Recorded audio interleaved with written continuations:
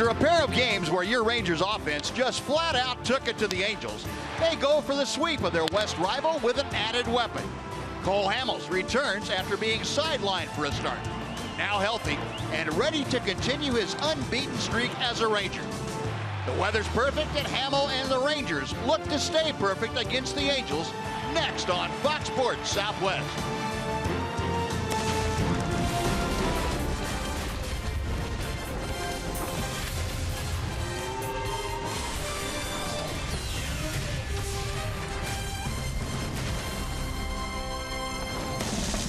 Texas Rangers baseball is presented by AT high-speed internet.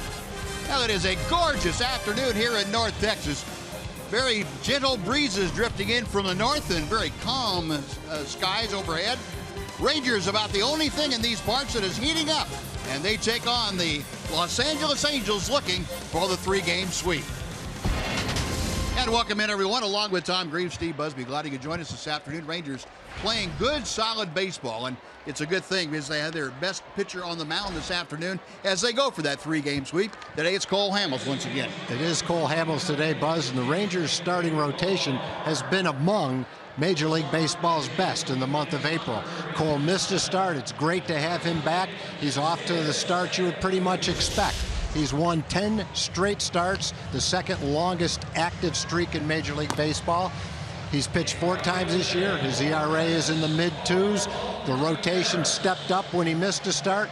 Now that he's back, he'll have to be at his best because the Rangers face Garrett Richards today, and he's one of the American League's best himself. Hey, it's the second matchup of these two in the last 15 days. So the starters for opening day for each of their ball clubs hooking it up again here this afternoon at Globe Life Park. Rangers and the Angels today. We'll have the starting lineups and the first pitch for you coming up right after this on Fox Sports Southwest.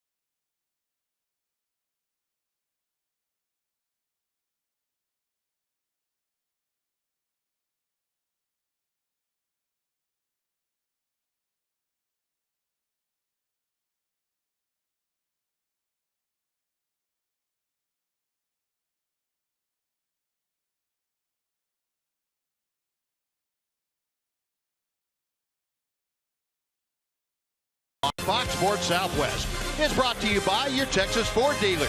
Visit your local Texas Ford dealer today for incredible deals and see why Ford is the best in Texas. by AT&T high-speed internet. Get a deal worth talking about. Get high-speed internet from AT&T. By Budweiser, not backing down since 1876. This Bud's for you. And by Southwest Airlines. Transparency, low fares, nothing to hide. Oh, a great day here in North Texas. Rangers looking for the sweep over the Angels before we get things underway. Let's check in with Emily Jones. Yeah, Buzz Cole Hamels back on the mound for the first time in 10 days, missing that last start with that groin aggravation. Says he feels good. Brian Holiday, once again, his battery mate, says his job relatively easy. He has a great feel for what he wants to do, and he's got 4+ pitches, and so it's he kind of rolls with it, and whatever he's feeling he can do. And I mean, he's got great command with all his pitches, so it makes it easy on me because we can get away with a lot of stuff because he can really command all his pitches.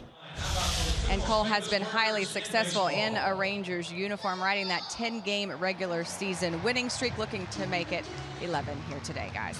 All right, Ed, thanks very much. Well, the Rangers and Angels getting set to hook it up. And Tom Grieve is going to tell you about the Angels lineup that will face Cole Hamels here today. Angels will start off with Yunel Escobar, their third baseman. Cole Calhoun moves from the middle of the lineup up to second in the lineup. Mike Trout will bat third, followed by the cleanup hitter, Albert Pujols. C.J. Cron is fifth. Giovanni Soto will bat sixth and catch. Andrelton Simmons is the shortstop. Shane Robinson back in the big leagues for his first game with the Angels this year is in left field. And getting the start at second base this afternoon is Cliff Pennington. Well, that's the lineup that the 32-year-old left-hander Cole Hamels will face. Hamels, the San Diego native, taking his 5th start of the year. As Emily told you, he missed his scheduled last start, which would have been last Monday. 3-0 record, a 2.52 ERA. The league hitting just 2.27 against Cole Hamels. So here we go, underway here at Globe Life Park this afternoon. Rangers come in leading the Western Division of the American League by a half game over Seattle. And the first pitch to Escobar is a bit low. Escobar, a 281 average with 3 home runs, and he has driven in 7. Hamels just off the outer edge. 2 balls and no strikes. Escobar had a good year last year with the Washington Nationals. 314 for Washington. That was 6th in the National League last year. And Cole Hamels maybe a little overly anxious about things getting underway and falling behind 3-0. And he gets that one, Dale Scott. And that was right at the top of the strike zone. Escobar didn't agree, and it doesn't sound like the Angel bench was too thrilled about the call, but it's 3-1.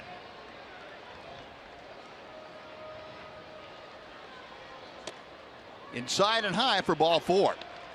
Well, Escobar drawing the leadoff walk, and now Cole Calhoun will come up. We'll take a look at the Ranger defense. This afternoon is brought to you by Chicken Express. Outfield of Desmond DeShields and Mazzara, left, center, and right. Moreland and Odor on the right side of the diamond. Elvis Andrus, Adrian Beltre on the left side. And Brian Holiday catching for Cole Hamels. A leadoff walk for Hamels. Escobar at first. Cole Calhoun steps in, hitting at 267. 0-1. Liked what Brian Holiday was talking about with Emily about catching Cole Hamels. That hey, when he has command of all his pitches, it makes the catcher look good. It doesn't really matter what I call. He's gonna execute with it, and that's pretty true. A guy like Hamels, that when he has command, here's a little looper that's over the glove. Brugnet Odor into right field for the base hit. So Calhoun hit it right off the end of the bat, but had a trajectory just high enough to avoid the leap of Brugnet. Yesterday in the first inning, after a leadoff double, Johnny Giovatella tried to hit the ball to right field and hit a rocket right straight at Odor. Rangers got an out. Today, the second place hitter hits a soft line drive and lifts it about a foot over Rugnet's glove for a base hit. So it's not how you hit it, how hard you hit it, it's where you hit it. Brugnet playing a step too low on that one. They needed Bobby Grich out there, someone like that, a tall second baseman. A walk and a single, 2 on, nobody out. Mike Trout steps in. Trout a .291 average. Good tailing fastball at the knees for strike 1. Trout had his 9-game hitting streak snapped here last night. 1 for 5, the brief matchups in his career with Cole Hamels. Good pitch, got in on him. That's the cut fastball. 0-2. Well, the Angels come in 13th in the American League in batting average at .231. Their on-base percentage has dipped down below 300. It's at .299. That's also 13th. They're tied for 11th in the league with 80 runs scored. 1 ball, 2 strikes. Hamels couldn't get Trout to go fishing for that one.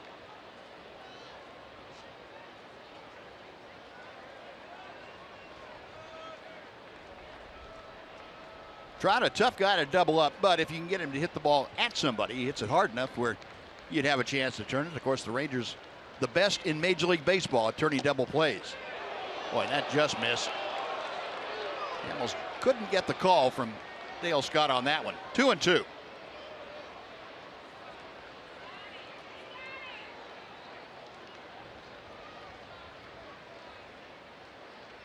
Left-hander back to the plate. Full count. Well, Trout able to take a couple of close pitches, has run the count full. He's trying to join Escobar and Calhoun aboard for the designated hitter Albert Pujols. We'll see if Escobar and Calhoun are sent running by Mike Scioscia. They're staying put, and a check swing got him. Oh, he didn't give in. 3-2, nobody out. He wasn't going to throw a fastball because he wasn't worried about the risk of walking him. He's trying to get Trout out. The 3-2 pitch is that slider down and in, and Trout was unable to lay off it. Laid off some pitches earlier in the count to get to 3-2, but once it got to 3-2, he wasn't able to check his swing. A big strikeout right there for Cole. You get the best hitter with 2 men on and nobody out. You know, we talk about getting the strikeout with a runner at third and less than 2 out. With a runner at second and nobody out, I think it's just as important. You get that strikeout and set yourself up maybe for a double play here if you can get Pujols to get a ground ball at an infielder. Hamels and Pujols have faced each other numerous times. Pujols just 5 for 30 against Cole, but 3 of those 5 have left the ballpark. And Hamels gets that pitch on the low inside corner. I think the mindset of a hitter, and I'm not going to try to speak for Mike Trout, but for most hitters in that situation, is earlier in the count you can be a little bit more selective. When it gets to 3-2, it's almost like a hitter would say to himself, all right, 2 men on, nobody out. There's no way he's going to throw a pitch other than try to throw a strike with it, because he doesn't want to load the bases with nobody out. So I think you're more geared up to hit 3-2 because you're anticipating a strike, and Trout didn't get a strike, but he couldn't lay off the pitch. Could turn it over here. Elvis to Odor. Back to Morgan. 6-4-3. That is double play number 36. Turned by the Rangers. And Mike Scioscia saying, hang on here a second. He wants to give his video group upstairs a chance to look at that last play. Some dispute as Pujols was going down the line. He indicated that he thought Mitch Morgan was off the bag, but Mike Scioscia, after getting the word from upstairs, said no. Well, good job by Hamels and the Rangers to work around the walk and a single. Half an inning in the books, no score.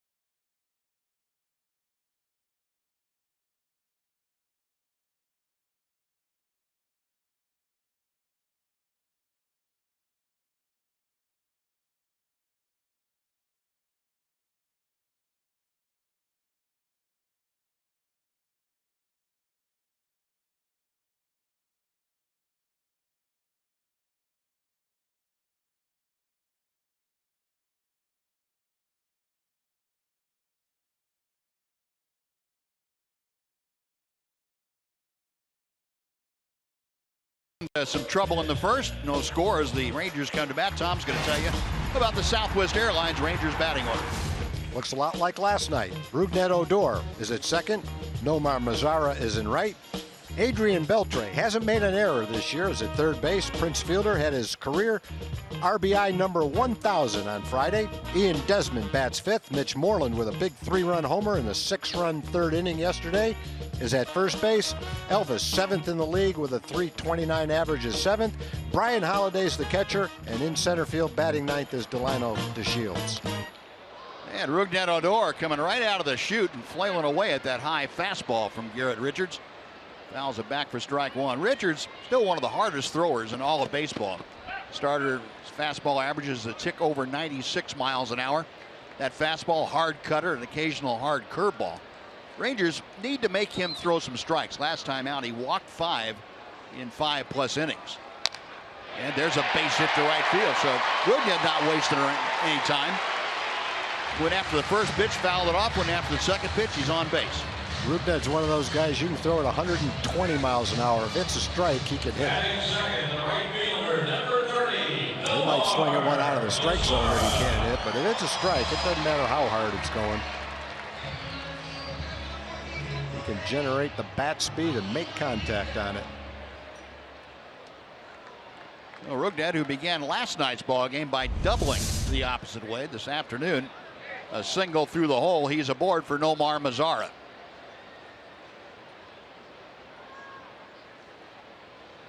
A little bit inside of Mazara. That is ball one. Nomar at 333. He's kind of leveled off a little bit. And that's a nice spot to level off. If you're going to have a plateau, a 333 plateau is not a bad place to be. 2 home runs, 7 driven in. The other thing with Nomar, he's now got enough plate appearances where he qualifies for the league leaders, and that 333 buzz puts him 5th in the American League in the batting race. Pretty impressive for a rookie. Boy. Well, everything about him has been impressive. I know that you and I talk about him a lot, that you know, it just doesn't look like there are any glaring holes to his game, and that's unusual to say for a rookie when he comes to the big leagues. You know, usually there's some things he needs to work on and develop a little bit. You can't really pinpoint a particular thing that Nomar Mazara doesn't do pretty well. No, because he makes contact. He's patient. Looks like he'll take his share of walks. Uses the whole field. He's shown power. The ball he hit off Weaver went about 435 feet in Anaheim. He's made the plays, diving in front of him, going to his left, to his right. He's taken a home run away and turned a home run into a triple. So you're right, Buzz. There's not anything that he can't do. All you look at him is you see a guy that with maturity, he gets stronger. He gets to know the pitchers. He gets more comfortable. Power comes as he gets a little bit older. He just needs to play and just keep getting better. Yeah, and he's made the Angels adjust a bit to him. Last night and the first game too, the Angels had a pretty big shift on against him. They had the overshift with 3 players on the right side, and with Richards, now granted he throws a little bit harder, but still they have gone to almost a straightaway alignment with Odor at first. Giovanni Soto calling pitches for Garrett Richards here this afternoon. 1 ball, 1 strike to count.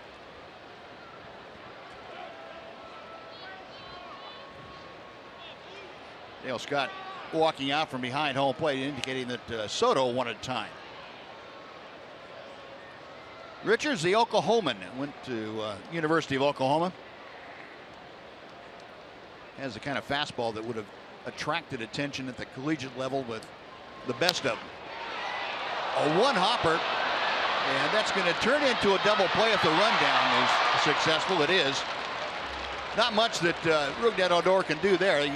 You had to stop for a second to make sure it wasn't going to be a caught line drive, but as soon as C.J. Cron came up with a short hop, he was a dead duck.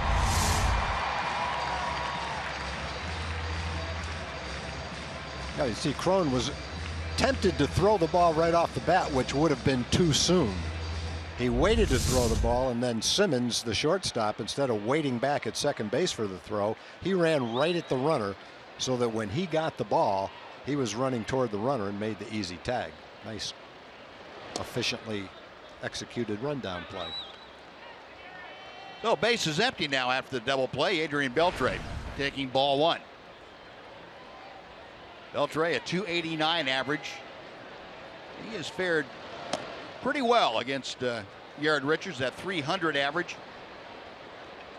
3 of his 12 hits have been home runs. Now, one of those home runs was in Anaheim earlier in the season. Hit that high, long home run to center field.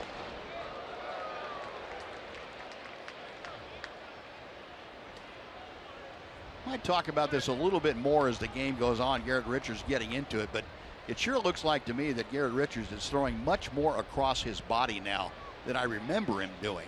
In other words, stepping much more toward third base than to a straight line to home plate. And that normally will take a toll on a guy. I don't know if he's doing it on purpose or not. Could be one of those things where you get into a little bit of a rut as a pitcher and start rushing into your pitches, and next thing you know, 3 or 4 games later, you're really throwing across your body unless you make a correction. And it looks like to me that Garrett Richards might be in one of those funks. A little more stressful to throw that way for most folks. Of course, Jared Weaver, the great starting pitcher for the Angels, made a pretty good career out of throwing across his body a lot. 3-2 to Adrian. Rangers had a guy a while back, Roger Pavlik, that might have been the definition of a guy that did that. Sure was. And what happened to Roger and what's happening now to Jared Weaver is typically what happens. You get some back problems or arm problems, shoulder problems. It's kind of a recipe for disaster for the health of a pitcher. But like Weaver did, he did it after 9 years.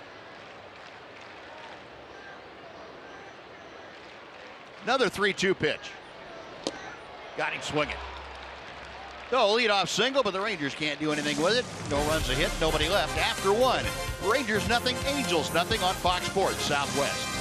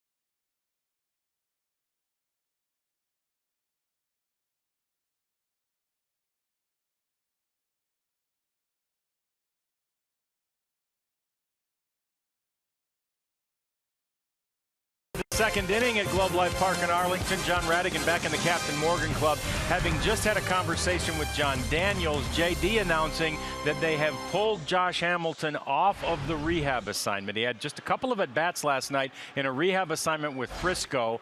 He was 0 for 2 in that rehab assignment. He felt a pain, the same pain that he had felt previously in that knee, and so they have shut him down at least for 5 days. They know that they can't bring him back to the rehab assignment for at least 5 days. They're going to reevaluate after 5 days, and then he will be day-to-day. They do say, though, guys, he'll go back to the rehab assignment when he feels healthy enough. JD telling us that Josh feels pretty frustrated by this incident that at this point they're not calling a setback, but obviously it's a bit of a setback, at least time-wise, for Josh Hamilton, guys. John, thanks very much. It's good stuff, and what a shame for Josh Hamilton. Odor, nice play by Rugden. I'll say it was. To get C.J. Cron. Wow. He had to come a long way. That ball almost barely got by the pitcher's mound. You know, left-hand pitcher kind of falls off toward third, so Cole couldn't get back to catch it. Rugden had to come all the way from his position at second base, all the way back on the outfield grass into the pitcher's mound. Right, well, back of the pitcher's mound, on the grass to make that little flip. What a nice play. Barehanded, throw on the run, quickly and accurately. Well, defense, as we've been saying, for the Rangers, as good as I can remember around here quite a while. Yeah, me too. It has really been solid. And Odor, a big part of that. Well, you've got so many guys playing for their position, above average defense. Basically everybody in the infield. Delano's playing great in center field. Ian Desmond is adjusting to left field. And for 21 years old, Nomar Mazara looks like a natural out in right field. Sure does. Both the catchers are doing well. They've shut down the running game basically. Opposing base runners, I think, are 5 for 10 stealing bases. There's really nothing about the defense at any position. It's not at least average to way above average. And the Rangers come in to play it this afternoon, second in the American League in percentage and fewest errors. That's Just great. one error behind Kansas City. We're going to talk about how well the starting pitching has been. One of the main reasons has been the defense behind them. In our Ford leaderboard, we'll show you that the fewest errors, I beg your pardon, they're 2 behind Kansas City in the American League. Also Washington leading the National League. But last year, as a point of comparison, a little bit different. I think it was Jeff Bannister. I might be wrong on this quote, but in the offseason when he was asked, as he is many times, what do the Rangers need to do to be even better next season? He said, I think one thing we're going to concentrate on spring training and into the season is our defense. That is one difference between us and Kansas City, who won the World Series. When you look at their team, their speed and their defense and their ability to convert batted balls into outs, that's what we want to be, and they're getting pretty close to it right now. Anderson Simmons gets sawed off, and his counterpart Elvis Andrus throws him out, and it's a very quick and tidy 1-2-3 inning for Cole Hamels. 3 up and 3 down after 1.5. Rangers nothing, Angels nothing on Fox Sports Southwest.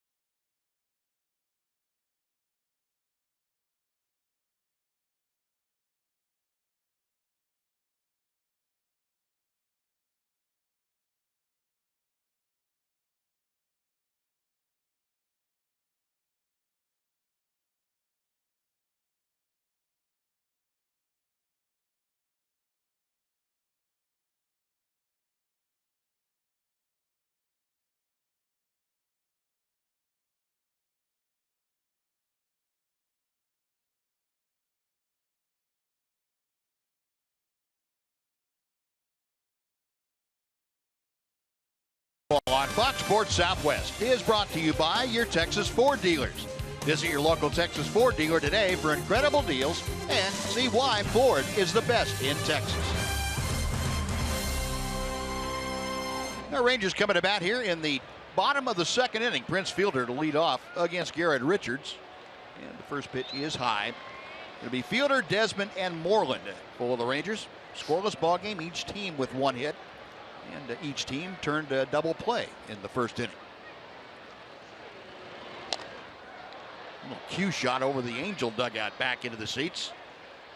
1 ball and 1 strike. And we'll catch you up on the Angels defense, brought to you by T-Mobile. Robinson, Trout, and Calhoun, left, center, and right. C.J. Cron, Cliff Pennington on the right side. Andrelton Simmons and Yunel Escobar on the left side, with Giovanni Soto catching.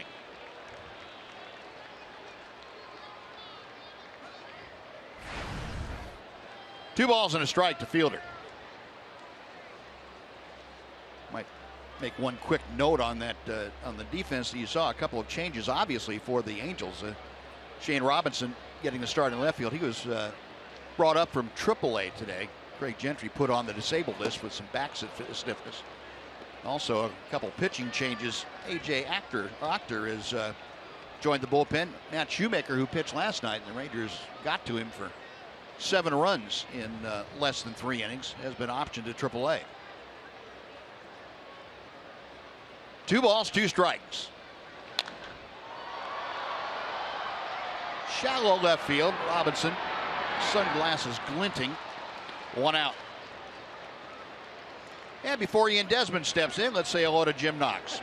All right, appreciate it, Buzz. Great crowd again here at Globe Life Park. We even have a group in from San Antonio, also celebrating Niece's birthday. Oh, yeah. Came down here for the weekend to celebrate and catch a game. All right, there we go. Good to have you. And also the Rattlers 10U team from Flower Mound enjoying the Rangers this afternoon. All right, guys, have fun, all right, Buzz? All right, Knoxy, thank you. Those guys are ready. Brought their gloves, some of them. Got designated protectors that brought those gloves out. Here's Desmond, and Ian takes a strike on the outside corner. Well, both pitchers look like they have good stuff in this ball game. Richards has thrown his slider, his mid-90s fastball, really good changeup to Prince. Turns that fastball Yes, around. he did. About 96. Desmond going for 2, testing Trout's arm. And Ian Desmond, an aggressive double. Now, the one thing that Mike Trout is vulnerable at defensively is his throwing arm. It doesn't happen very often where you can test that arm because he gets to the ball so quickly. But Ian Desmond took advantage of it there. Yeah, that's exactly right, Buzz. He gets to the ball quickly. He gets rid of it quickly. But as far as pure arm strength goes, it's not there like Leonis Martin or Ian Desmond, someone like that. And Desmond sensed that. The other side of it is he's pretty far out in left center field when he fielded it, so he had a long range throw. But that's turning around a high 96-mile-an-hour fastball. Now, the Rangers' second hit has Desmond now in scoring position for Mitch Moreland. Moreland cranked out his 3rd home run of the year in last night's ball game, a 3-run blast. And back to Ian Desmond. He is our TXU Energy power player to watch. Last 11 games, Desmond has hit .378. All 3 of his home runs, 9 of his RBI, and 6 walks, plus 12 runs scored. He has been right in the thick of Ranger offensive output. And that was really what the Rangers were looking at, a guy that could be that explosive offensive force, despite what he was limited to last year in Washington. Still had 19 home runs, but not up to Ian Desmond standards. The Rangers knew there's more in the tank, and Desmond showing them that they were correct in that assessment. 1 ball, no strikes to Mitch. Boy, if there was one reasonably priced player on the open market who the Angels really needed, it was Ian Desmond. Yep. And they needed an offensive player. They needed someone just like that. And the Rangers swooped in and signed him. Not sure if the Angels were in on that or not. If they weren't, they should have been.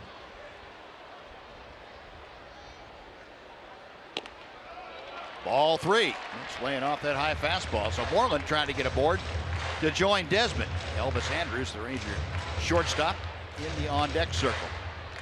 Now, that might be one of those cases too, Tom, where again the Angels' salary structure might have prohibited them from going out. You know, might have. As it was, $8 million is what the Rangers gave Desmond. That might have been too rich for the Angel blood. I don't know. Might have been. Yeah, we talk about $8 million like it's a reasonable contract. It still is a lot of money. Yeah, sure it is. But I think for a guy with his background in baseball, the years he's put up, 1-year contract for $8 million, it's kind of like hitting the lottery when you get a player like that, what he's bringing to the party for the Rangers.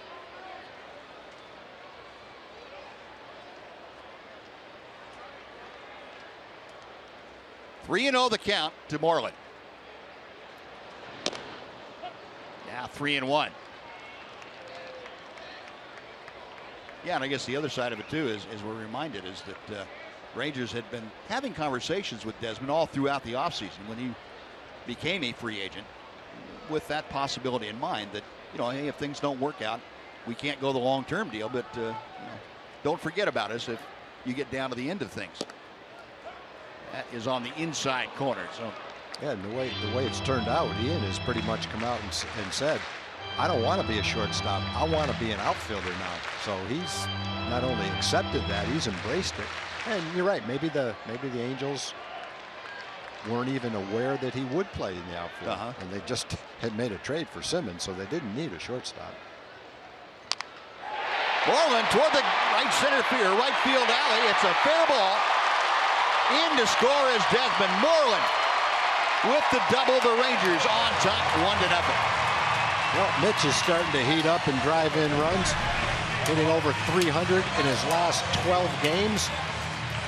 Richards took something off, threw him an off-speed pitch, and Mitch kept it there down the right field line for the Rangers' first run. Like a high changeup, maybe 87 miles an hour. Mitch hits it off the end of the bat, but still got plenty of it. Doubled down the right field line. Rangers score first. That's a pitch that Richards will look back at and say, look, if I'm going to get beaten with my fourth best pitch, I better put it in a little better spot than that. Yeah. So Rangers out on top here. Here's Elvis. Another opportunity with a runner in scoring position. And Elvis has just been money in the bank this year doing that, hitting at 500. Overall, Elvis hitting at 329 with 13 RBI. 13 RBI in the month of April. His fourth highest monthly total in his career.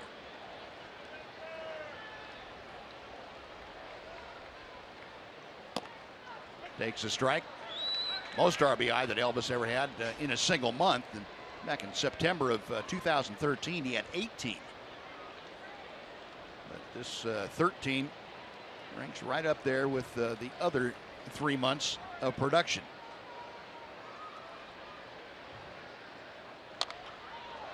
Popped up. Right side and just in foul ground. C.J. Cron able to make the grab for out number 2. So Elvis not able to bring Mitch Moreland home. That'll be up to Brian Holiday.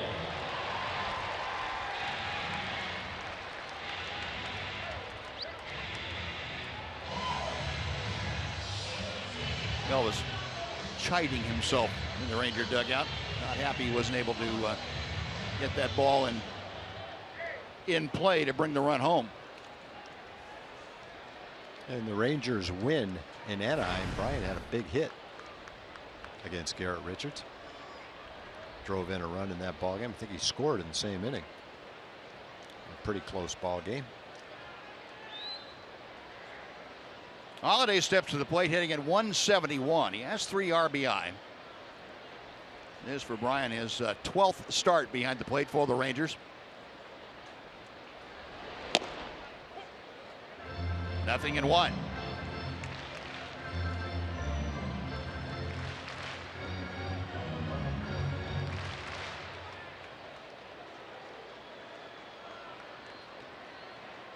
Holiday, the TCU Horned Frog X.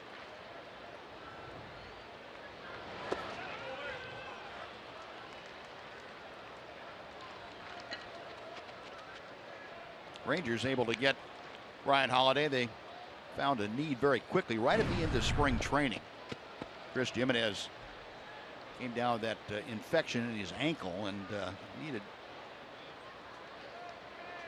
someone with backup capability, and Holiday became available. The Detroit Tigers were okay with letting him come to the Rangers. That happened on the 29th of March.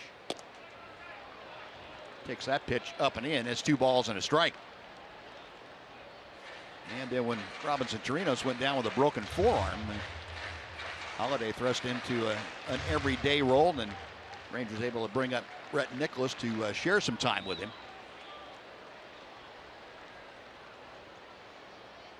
Two-one offering coming. Popped it up. Shallow left field. Robinson peering up into the powder blue sky makes the catch. And that'll do it. But the Rangers get on the board. Desmond and Moreland go back-to-back with doubles. Moreland with the RBI will go to the 3rd inning, 1-0 Rangers.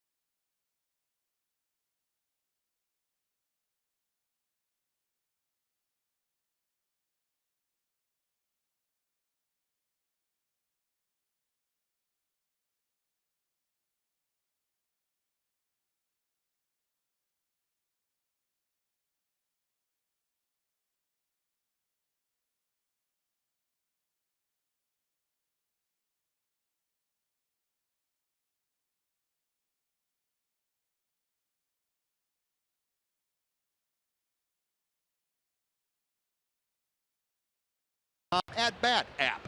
You stay up to the moment at any moment with Game Day, live game video highlights, StatCast, news, and a lot more. Download MLB.com At Bat, the #1 app for live baseball for your smartphone or your tablet. Well, Hamels now out to the mound with a 1-0 lead to protect. And Shane Robinson, left fielder, leading things off. It's a ball and a strike. Robinson, as we mentioned, just called up from AAA Salt Lake City today. They had to send him down after spring training to work on his beard. He's got it in mid-season form now, so they called him back up to the big leagues. I guess Salt Lake City, get up there in the mountains up above Salt Lake City, and you can get that mountain man look going. Got him on the fist. That's fouled away. Robinson has moved around. Most recently was with the Minnesota Twins last year. That's his last foray in the major leagues. He had time with Cleveland in spring training. Angels signed him to a minor league deal on the 31st of March, right at the end of camp. 2-2.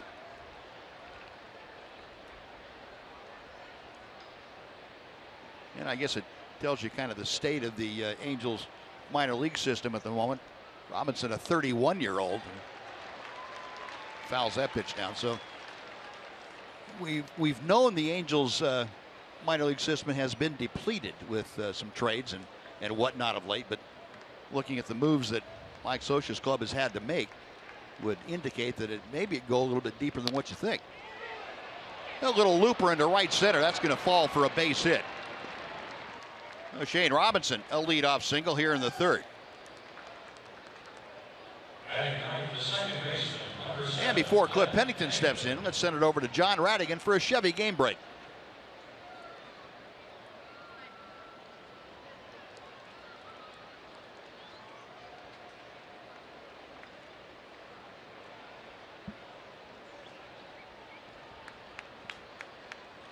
All right, John, thank you. Cliff Pennington, the switch hitting infielder, bluffing a bunt, and it's ball one. Pennington for the year, a 160 hitter. Most of the time with the Angels, all but one at bat this year with the Angels as a right-handed hitter. 1 home run, 4 driven in. Bunt is down. It's a good one. Play is to Moreland at first, and the sacrifice goes 1-3. Down to second goes Robinson. He's there for the top of the order. That goes down as a sacrifice, and Pennington will take the sacrifice. I've got a feeling he's probably bunting for a base hit right there, hoping he can get it by Hamels towards second base. Beat Moreland to the bag. Didn't get it. I don't think he bunted that as far as he wanted to. Robinson's a good base runner. He was with the Twins last year, part-time duty, stole 6 out of 7 bases. So he's got some speed. Here's Escobar. And first ball swinging. Adrian Beltre gobbles up that tough hop. I swear, there's no such thing as a bad hop to him. Man. That ball, you could tell the way that ball came off the bat, it was going to take a bad hop right in front of him. And you think, well, maybe he can block it with his chest and keep the ball in front of him. Instead, goes right in the middle of his glove. No problem. That just, you watch that in slow motion, you say, well, he lifted the glove up and caught it.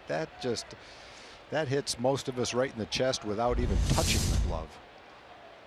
That thing had enough overspin on it to make it look like a super ball when it was bouncing. No, 2 big outs now. Here's Cole Calhoun. Calhoun had a single to right back in the first inning.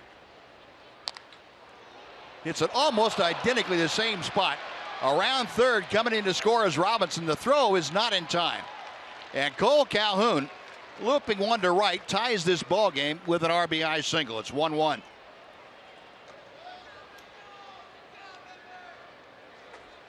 Well, Calhoun moved up in the lineup, top of the lineup where he hit last year. And against a left-handed pitcher, got himself a couple of base hits today.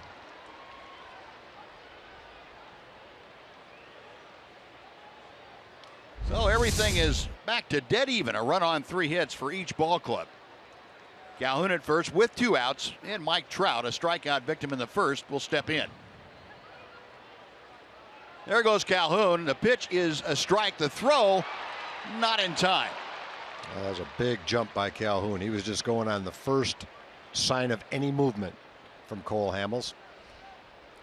He had that ball. He had that base stolen before the ball ever got to the catcher, because Brian makes a good, strong, accurate throw to second. Just didn't have a chance.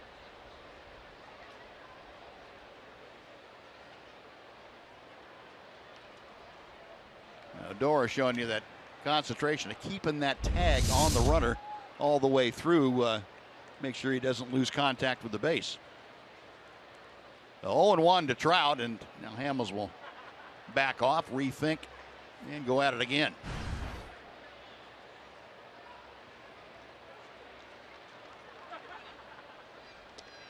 In the dirt, nice stop by Brian Holiday.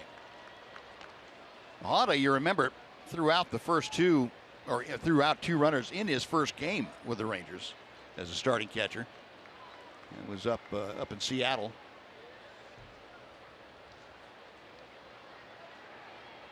Rangers have been able to keep the running game of the opposition pretty well at bay. 1-2.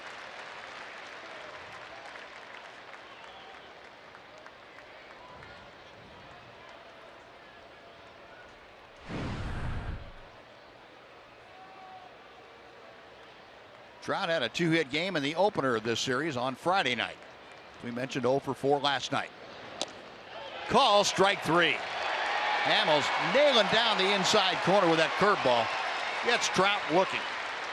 The Angels come back with a run on 2 hits to tie the game. We'll go to the bottom of the 3rd. It's now the Rangers 1 and the Angels 1 on Fox Sports Southwest.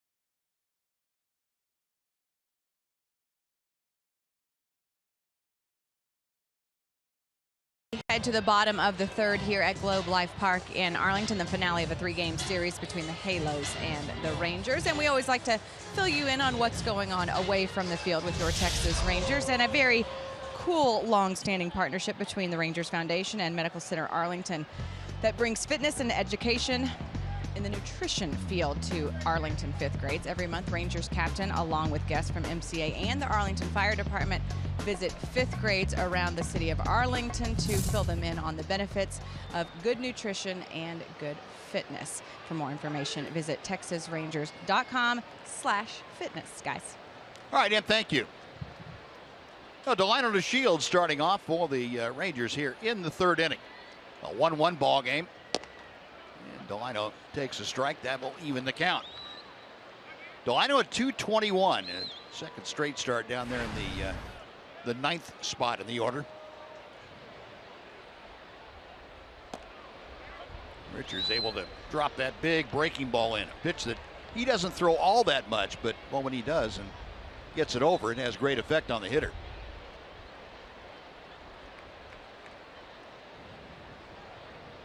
A 1-2 pitch. Up the middle, right over the bag, Pennington. A wide throw, and just keeping his foot on the bag, Crone gets the out. Second baseman, Delino thought he had himself a base hit, I would imagine, when he left the box. Nice job by Pennington.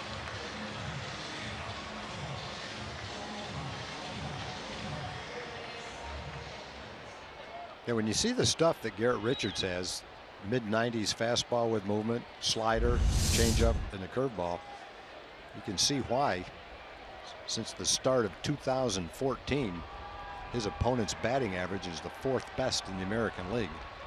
Hitters have only hit .220 against him. There's a big curveball. That's a good curveball.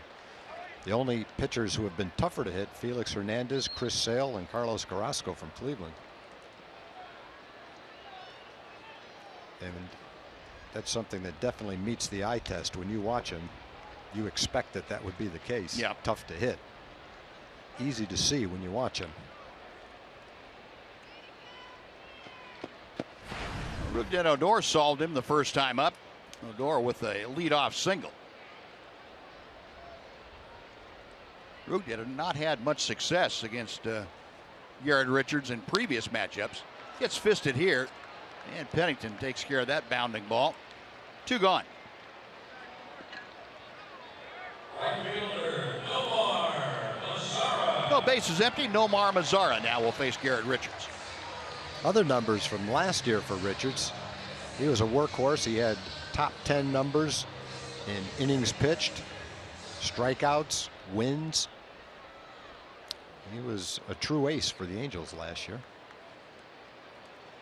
And Mike Scioscia recognizing Richards' contributions by naming him the opening day starter this year. That unseated Jared Weaver, who had started 9 straight opening days for the Angels.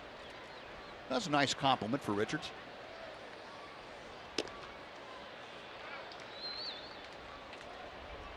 Two balls, no strikes. Well, I'd like to welcome all the folks that have been watching the Dallas Stars hockey game. Thank you for joining us. Stars, we understand, are down 3-1, so they've got some ground to make up, taking on the St. Louis Blues. Appreciate you stopping in with us. The Rangers and Angels here tied at 1. Nomar Mazara facing Garrett Richards with the bases empty and 2 away here in the Ranger 3rd inning.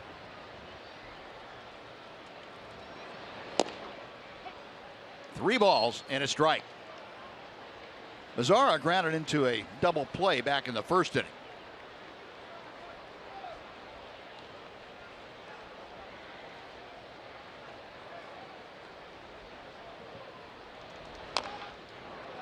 And that chopper foul will fill the count. So Nomar with 2 outs, trying to get aboard to keep this inning going. Adrian Beltre in that on deck circle.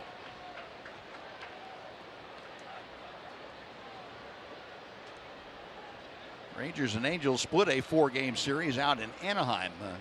The first road trip for the Rangers back starting on the 7th of April. Rangers have won the first 2 games in this series, looking for the sweep here this afternoon.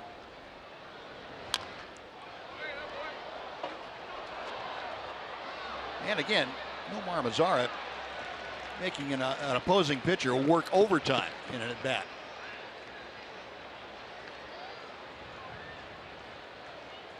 Jeff Bannister noted that Mazara does a lot of things that good hitters do, and he wasn't ready to anoint Nomar Mazara as anything yet. And he said he has the qualities a lot of good hitters have. Just a matter of if he continues to improve the other facets of his game. Good breaking ball gets him on strikes there, and it's a 1-2-3 inning for Richards. Rangers gone in the 3rd. On to the 4th inning we go. Rangers 1, Angels 1 on Fox Sports Southwest.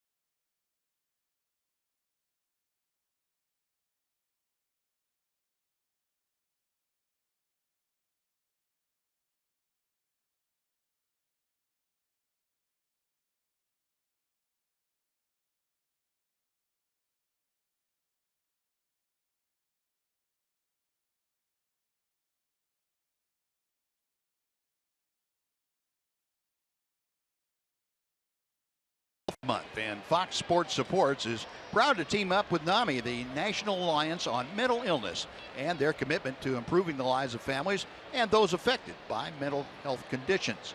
You can learn more about how to be stigma-free and visit foxsportssupports.com. Cole Hamels back to the hill. Albert Pujols leading off the Angel fourth inning, a 1-1 game, and Pujols takes a strike at the knees to even the count. Pujols grounded into an inning-ending double play in the first inning. A 6-4-3 twin killing that got Hamels and the Rangers out of that frame. He lines one solidly into center field, and Pujols with a leadoff base hit here in the fourth inning. Well, Pujols has chased a lot of off-speed pitches down and out of the strike zone against the Rangers this year, both in Anaheim and so far in the series here. That one stays up a little bit for him. Didn't really have to chase it. It was a strike, and he waited on it, lined it into center field. That pitch, well down below the strike zone, is a pitch he swung at a number of times, along with some changeups. A 1 on, nobody out. C.J. Cron takes the first offering a bit high. Cron out on a nice play by Rougned Odor. Cron hit a little tapper out toward second. And Odor came in barehanded and made a good play to get him at first. 1 ball and 1 strike after the foul. Cron, an arch nemesis of the Rangers. Remember last year he drove in 20 runs in a season. That was the second most ever by an Angel against the Rangers. Garrett Anderson drove in 21 in one season. That was the high water mark. 1 ball and 2 strikes.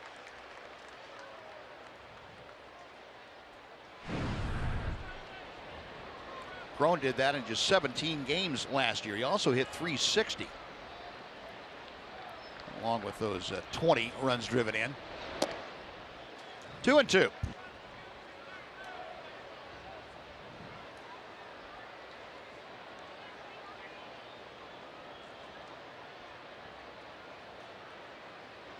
Hamels a check of Pujols. And tried the changeup and missed low and in. So for the second straight hitter now, Hamels has gone to a 3-ball count, 3-2.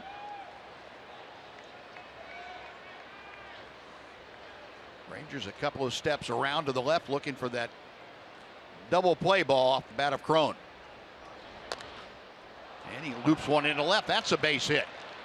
Stopping at second is Pujols. So back-to-back singles open up the fourth inning for the Angels. 2 on, nobody out for Giovanni Soto. Cron is not going to walk very often. He's just swinging a lot of pitches. He makes pretty good contact on him too. That pitch was off speed, down, probably not a strike. Kind of swung at it with his left arm and lined it into left field. Yep, definitely not a strike. Yeah. You give up a hit on that pitch, all you can do is say, not much I can say about it other than he hit a pitch for a base hit that most people wouldn't hit for a base hit, and he probably won't hit for a base hit next time either. Soto, first ball swinging. That's not going to get the runners over. Elvis takes care of the little pop-up, the infield fly rule in effect. And Hamels on 1 pitch able to get a big out as Soto pops out, 1 away.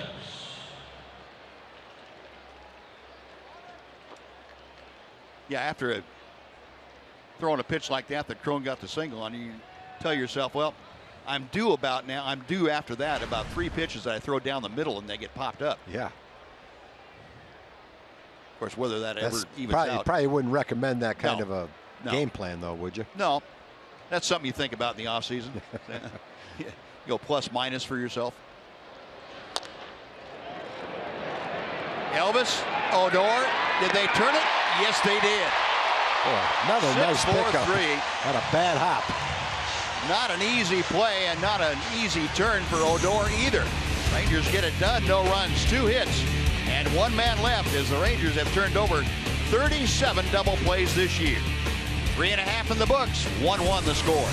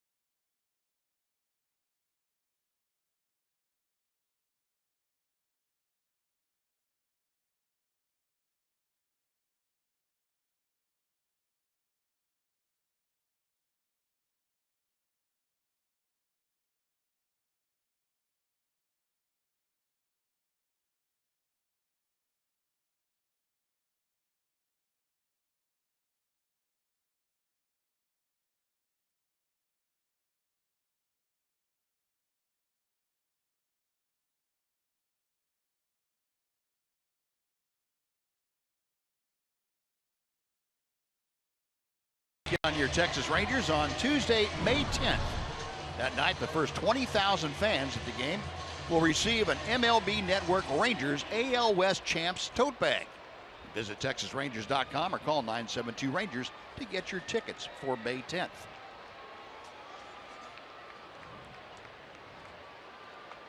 Bright sunshine overhead, and the Rangers looking to break this 1-1 tie as they come to bat in the fourth inning against Garrett Richards, Adrian Beltre, Prince Fielder, and Ian Desmond. Beltre, who struck out his first time up, takes ball one.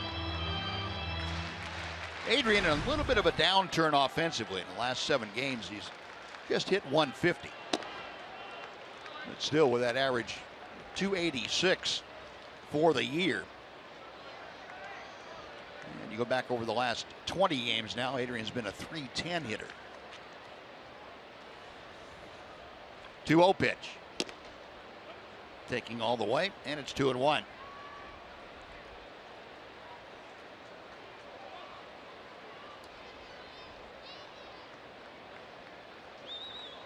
Beltre, almost half of his hits lately have gone for extra bases. 10 of the last 22 for Beltre have been more than singles. 2 balls, 2 strikes. Looks like Garrett Richards, too, is finding that zone with the curveball a little more frequently.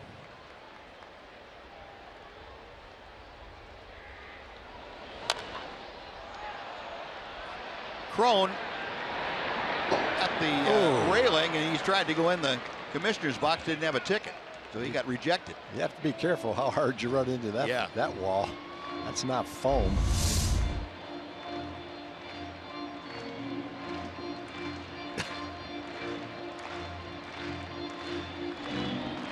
Trying for a highlight reel, but I don't think that's going to make thought better of it at the last second. That's probably a good idea. Yeah, he kind of caved in at the end, I think, to protect his ribs from that cement.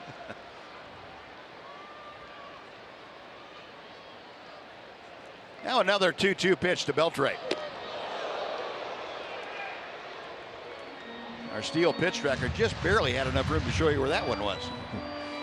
Fans reacted to that up and in pitch, but it was a slow curveball. Not a problem for a hitter.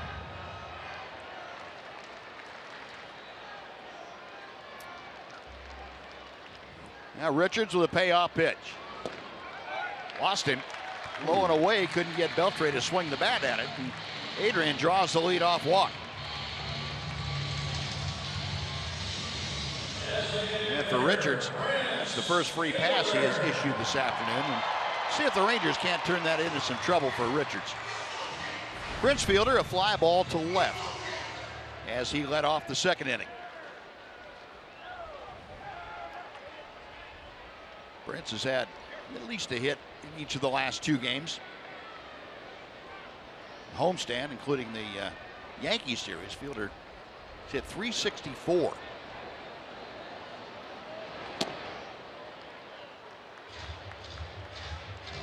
Now there's an oddity. A pitch out on the first pitch to Fielder with Beltre at first base.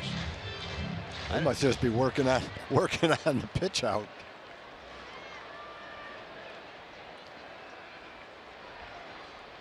Adrian took that as a compliment. Just paying tribute to Adrian. Yeah. As he in likes an to say. Unlikely way. As he likes to say, and Prince likes to say, that's just sheer speed. 1-1.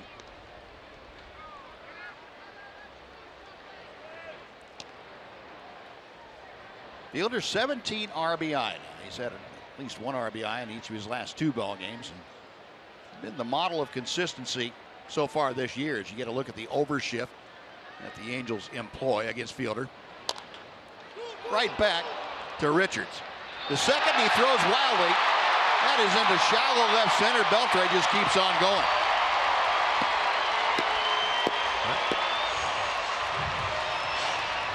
That was a simple double play. It looked like the ball got stuck in Richards' glove when he went to take the ball out. It was a fairly hard hit ball. It was going to be an easy double play if he makes an accurate throw to second base.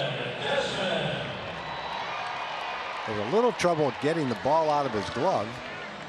and then just throws it wildly into left field. You know, the problem I see right there, and that's part of the shift that creates situations you're not used to. You got a third baseman and a shortstop thinking about covering second on a ground ball back to the pitcher. The shortstop, yeah, he's used to that. Third baseman, though, gets a little too close to the bag, and when a pitcher turns around to pick up second base and a target to throw to, he sees two guys right next together, and as a result, Richards threw it right between them.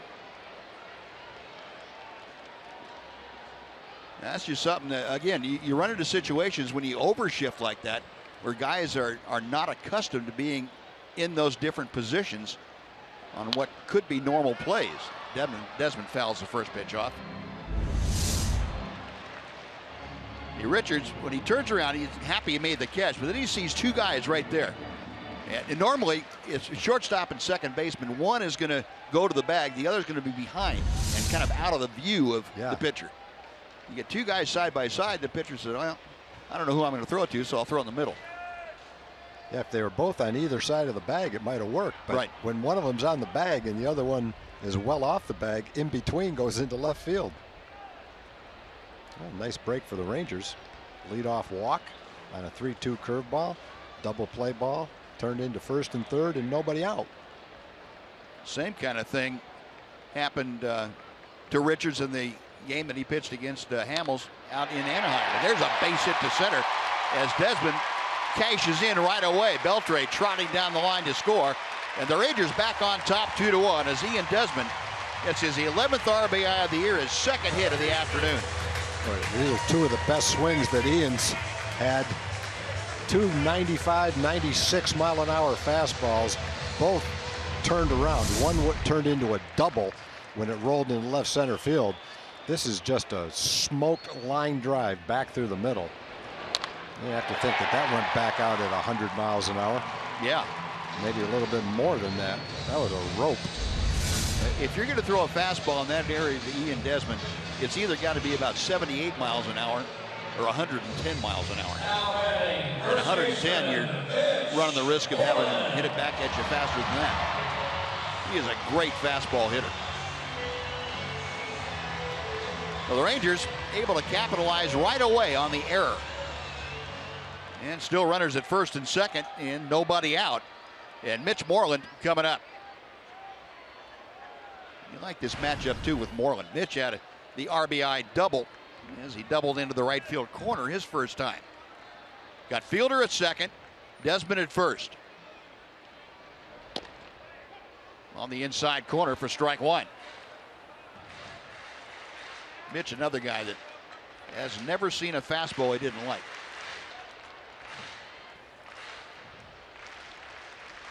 Steele pitch tracker showing you that last one bisecting the inside corner.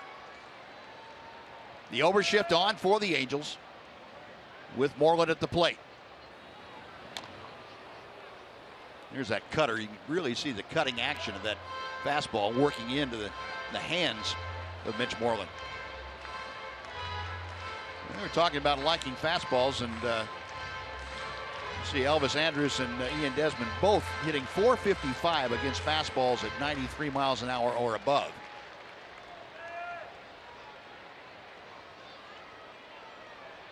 Well, Ian's hit a 96 and a 95, about as hard as you can hit them into center and left center field.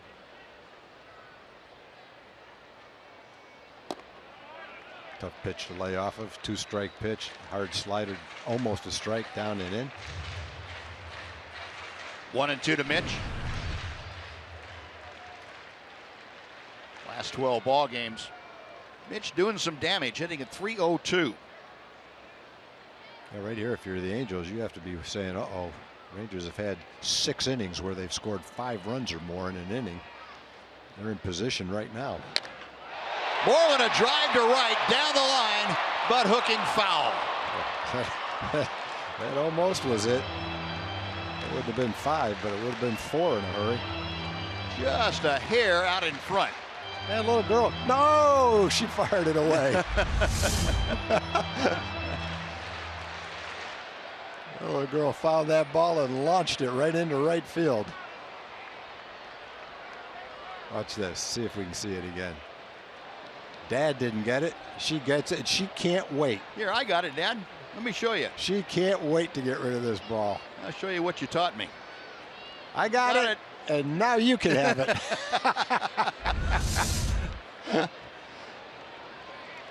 Oh, man. 2 balls, 2 strikes. And there's Dad over there. And, oh, man, I didn't expect to get a ball up here. it's okay, honey. What's she supposed to do with it? I was the one that taught you to throw. It's my fault. Yep. That's great. Yeah, it is. Making I hope memories she at the doesn't feel ballpark. bad about that, because that was exactly what you would think you should do with a ball. That's right. 2 balls, 2 strikes.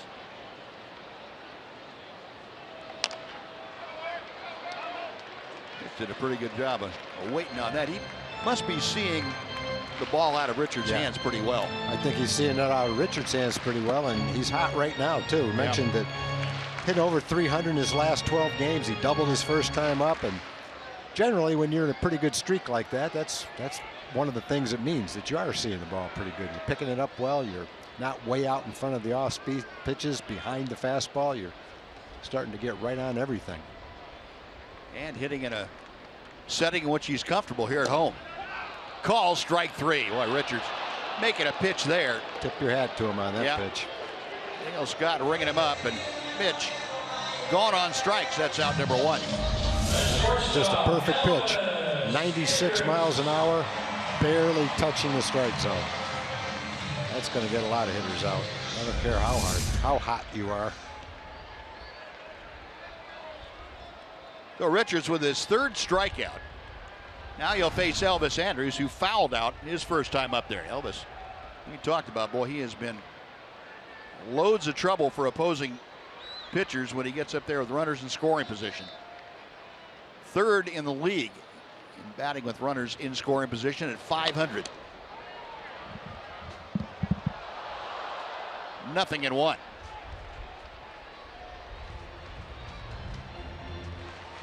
Great afternoon out here at Globe Life Park. Gentle breezes blowing out of the north out to right field.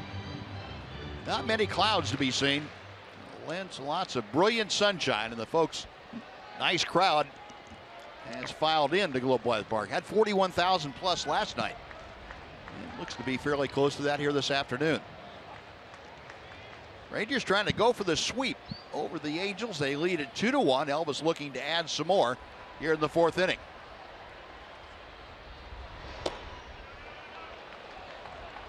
One ball, 1 strike.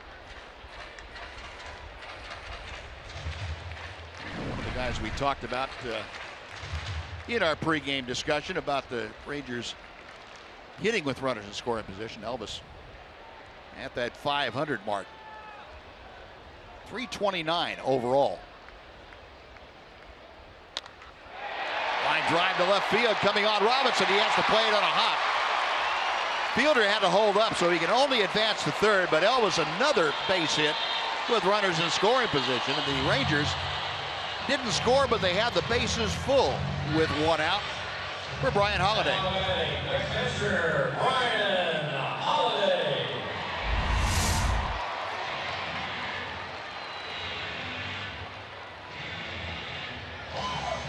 Elvis, a little bit of bad luck there with the ball just hit right at Robinson and high enough to where Prince couldn't judge whether it was going to be caught or not, so he could only advance to 3rd base. So the base is full. Brian Holiday, who had a fly ball to left field his first time, will try and unload him. And he was set for that fastball.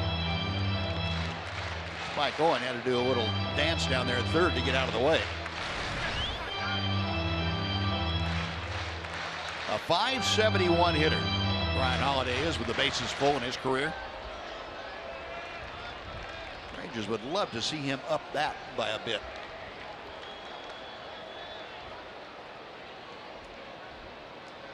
Fielder, Desmond, and Andrews. 3rd, 2nd, and 1st. Pulled down the left field line. That's going to hook back into the seats. No balls and 2 strikes. And now you've got your work cut out for you. No balls and 2 strikes against one of the toughest pitchers to hit, with an assortment of pitches from slow to extremely fast. He's got to kind of battle and see if he can put the ball in play somewhere. Maybe get it far enough to be a sac fly.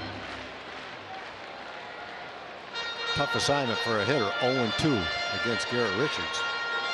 Saw Prince at third, Desmond at second. Elvis over there at first, talking to Hector Ortiz.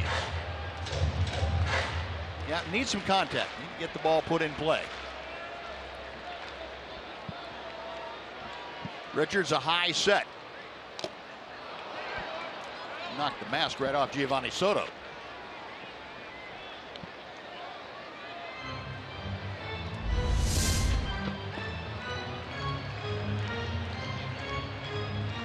Brian Holiday, commiserate with him a little bit. He knows what that feels like.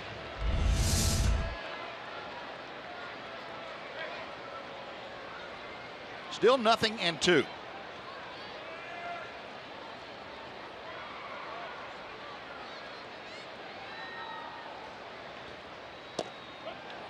Call, strike 3. Got the outside corner and got the call from Dale Scott. We had 2 strikeouts this inning, both of them barely touching the outside corner. One to Mitch, and that one with the bases loaded and 1 out to Brian Holiday. Just made perfect pitches. That's a slider right on the corner. Perfect pitch. So 2 away, and Delino to Shields now will step up, having grounded to second back in the 3rd inning. Delino hitting at .218 and looking to up his RBI total, which currently stands at 4.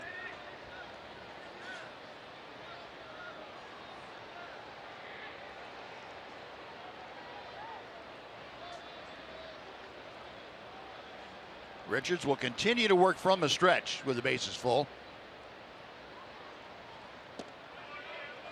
1 ball, no strikes.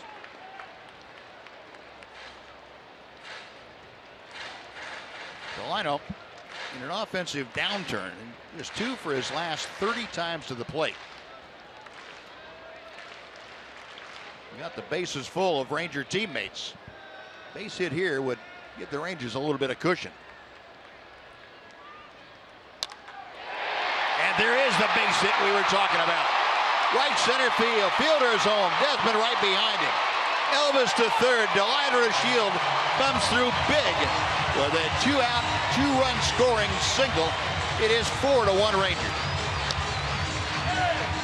The Rangers just continue to do what we've been talking about, everybody's been talking about all season long. Played great defense. That turned a couple of nice double plays in this game and get clutch hits with men in scoring position. That's just kind of the name of the game right now for them. They're getting hits when they need them. They're having big innings. They're getting excellent pitching and making all the plays defensively. Boy, that's a formula for winning ball games. Oh, Delino with RBI number 5 and 6 for the year, and they are big ones. Well, that was a rope too. The Rangers have hit some balls hard at 4 innings against Garrett Richards.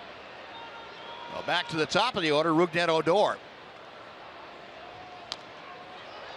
Going after that first fastball. Rougned has liked what he's seen from Garrett Richards. He's up there swinging the bat.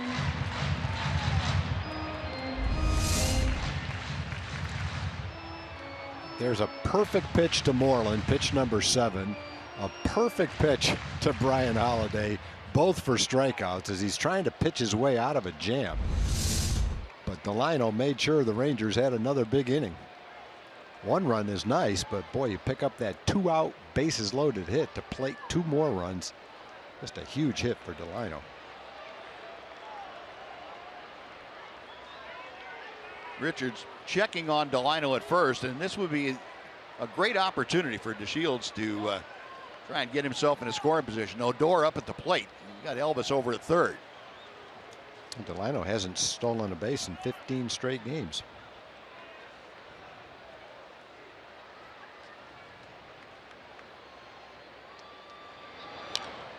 And Odor fouling that back. I guess the other side of it is that with the first baseman holding on the runner. You got a nice hole to shoot at there, and maybe you'd rather have Delino have that open spot to shoot for. He's already had one hit in the game that went between first and second. Our Coors Light Cold Hard Fact for you.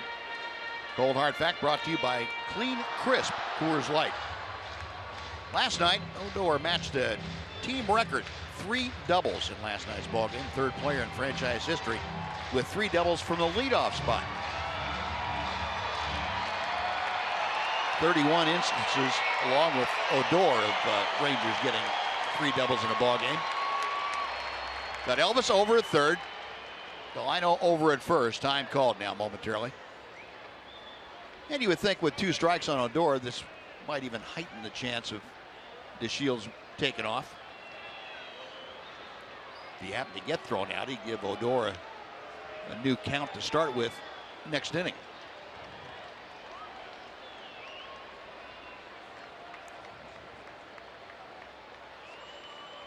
Giovanni Soto looking into the Angel dugout to see what the instructions from Mike Scioscia are. 0-2.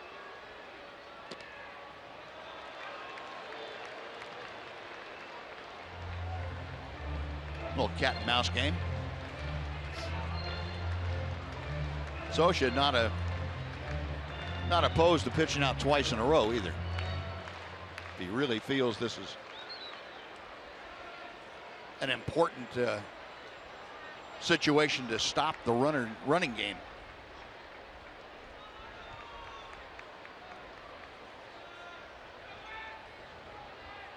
There goes DeShields, and the pitch right in front of home plate. It bounded off of Soto, and so Delino DeShields into scoring position with a stolen base. Well, base hit right here. You've got another 5-run inning. Here's the 7th one for the Rangers. Game number 25.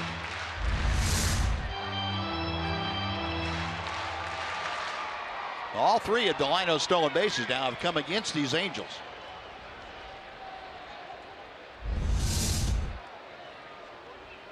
Two balls and 2 strikes to Odor.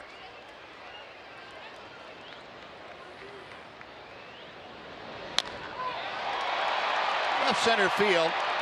Robinson into the gap, makes the catch, and that'll do it. But Rangers strike for 3 runs.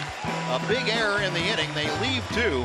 We're going to the 5th. It's the Rangers 4 and the Angels 1 on Fox Sports Southwest.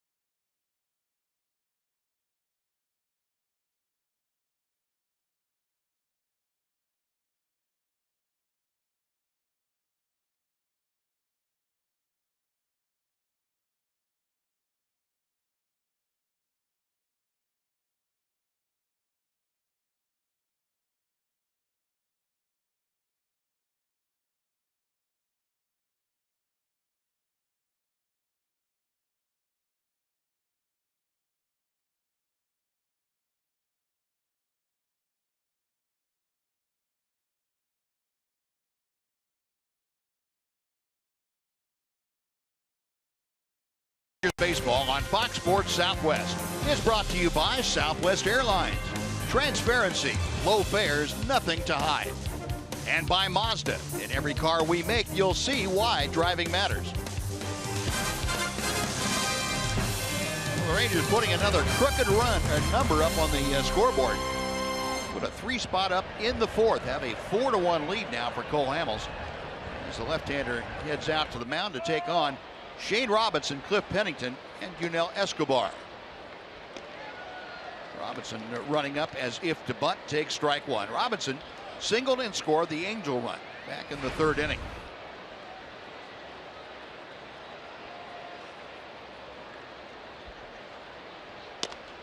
One ball and 1 strike. Robinson, a former 5th-round draft pick by the St. Louis Cardinals back in 2006.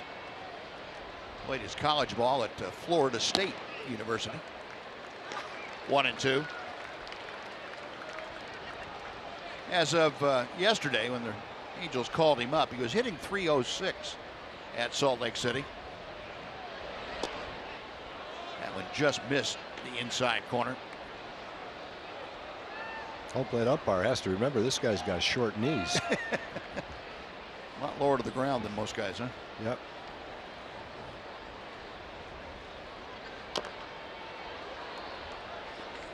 Still 2-2.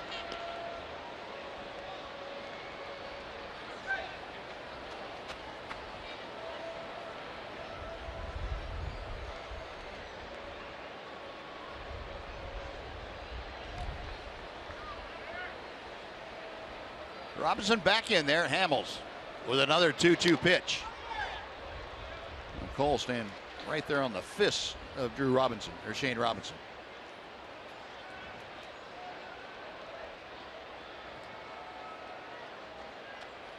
Cole trying to get one in there just under his beard. He'd lose track of it. He won't be able to see the ball. Swung and missed at that one. And the out recorded as Brian Holiday whips one down to Mitch Moreland. That is out number 1. Let's go over to Jim Knox. All right, appreciate it, Buzz. This is a scene last half inning. Mitch Moreland at the plate. Foul ball comes right up here in the club level. Grayson, 6-year-old Grayson gets it and throws it back. Meanwhile, Dad, Jim, checking it out. His reaction, well, understandably so. Very first baseball game here for Grayson. Grayson, what were you thinking? You just wanted to throw it as fast as you can, as hard as you can, right? Okay, well, Dad, what were you thinking? I was looking for it, and I was hoping that I would get to it before her, but I didn't, no idea she was going to just huck it right back over this side. Well, there is good news. The ball's on the ground, but I got a different ball, a Texas Rangers autograph ball right there for you, Grayson. Maybe that'll help out and enjoy your very first Ranger game, okay? Thank you. Thank you. All right, Jim, good to have you. Enjoy the game. Appreciate it. Nice going, Doxy. Made her day, made her feel a little bit better. Yeah, the dad did a nice job. He gave her a high five after she threw it, and a big hug after that. Yeah, and tried to block the throw as she was making it. That's great. You know, every now and then you see a little boy or a little girl do the same thing, and that's what they've been taught. Yep. They get a ball, they throw it.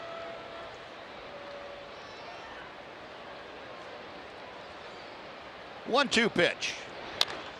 And Pennington. Little pop up in the shallow center. Odor with his back to home plate can't hang on to it. Almost a collision with the liner to Shields, and Odor looked like he might have had it in his glove for just a second. That would have been some kind of catch if he did.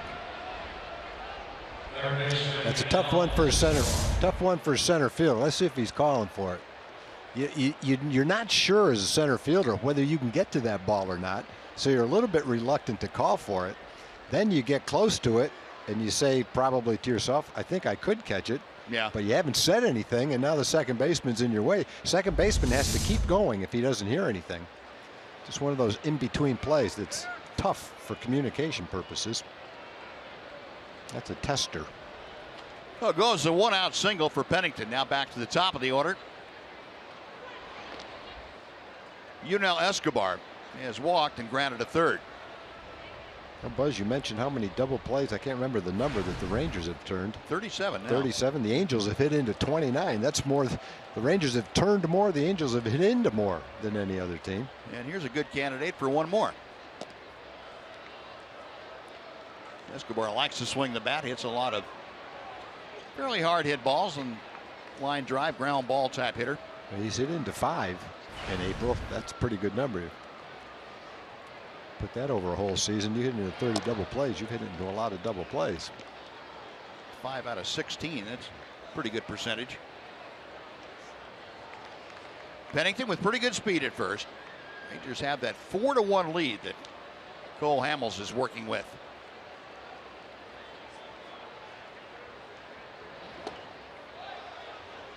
That pitch just a little bit low. Escobar, I have no idea how he checked his swing on that. But he did. It's 3 balls, no strikes. Well, Escobar, the leadoff hitter, trying to get aboard to join Pennington. Cole Calhoun will be next. Ball 4. Second time today that Escobar has walked.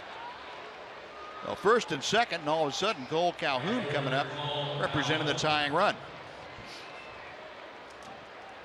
We'll take a look at our Kubota power stats, talking about Cole Hamels since the start of last year. A 15-2 record in 23 starts when he's gotten at least 3 runs of support. And the Rangers have given him 4 runs to work with today. Pretty much money in the bank, but now it's up to Cole Hamels to work around a single and a walk. The Angels have 6 hits in the game. Most of them have not been hit very hard. A couple of them have been fairly hard hit line drives. Several of them have been little soft line drives to the outfield, hit off the bad part of the bat. Calhoun takes ball 1 down and in. Now Calhoun has 2 of the 6. Drove in the Angel run back in the 3rd inning. That was his 10th RBI of the year.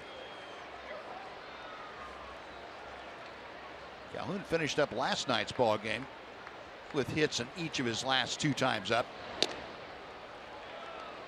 He's got a pretty good string going. He had a triple and a double. Triple in the 7th inning last night, a double in the 9th inning. He is 4 for his last 4 times at the plate. And Doug Brocail going to go out there and talk to his battery, slow things down a little bit, give Cole Hamels a chance to refocus. Brian Holiday listening intently, providing some encouragement for Cole Hamels.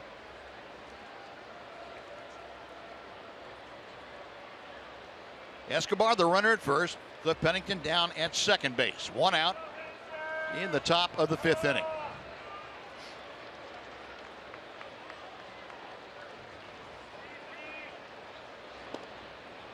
Three balls, no strikes. The double plays, something to smile about, brought to you by Cricket Wireless. A couple of them today. Albert Pujols in the 1st inning. And then Andrelton Simmons in the 4th inning. Nicely done. That'll make a pitcher smile. Big broad grin for those. Appreciate Cricket Wireless for giving us a chance to smile about those, and looking for one more right here. 3-1 to Calhoun.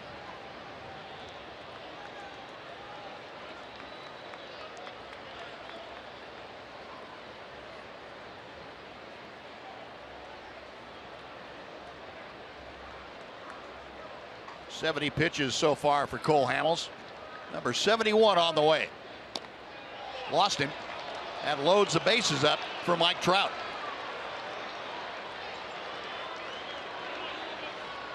Generally, that's not a recipe for success, to load the bases for Mike Trout. So far in the game, Cole has handled Trout. He struck him out twice. Cole's a guy in his career who walks well under 3 batters per 9 innings. And he's at his quota now. Yeah, he's walked 3 in this game and 11 in 25 innings coming into the game. Down at the feet, and Trout just able to get out of the way of that. First pitch breaking ball from Hamels. And he buried it right at the back shoe of Mike Trout. Now Trout went down swinging in the 1st, called out on strikes in the 3rd. Well, I didn't miss that back foot by much. Doug Brocail and the skipper Jeff Bannister keeping a close eye on things. 1 ball and 1 strike. You know, we talk about Mike Trout being a good low ball hitter, and Cole Hamels working him low, but he's getting the ball off the plate inside to him. And that way Trout not able to get the head of the bat out to it. If you throw Trout in the strike zone but down, he's going to wear you out. Broken bat roller. Beltre gets a tag, and that's all he's going to get. Adrian playing back, so the idea of getting the out at home first was taken away by that softly hit ball off the fists of Mike Trout. In to score, Cliff Pennington. The out recorded as Escobar was tagged out. Trout with the RBI. It's now a 4-2 Ranger lead. Well, with Mike Trout up with the bases loaded and less than 2 outs, you'll take the result. Give up a run, get an out.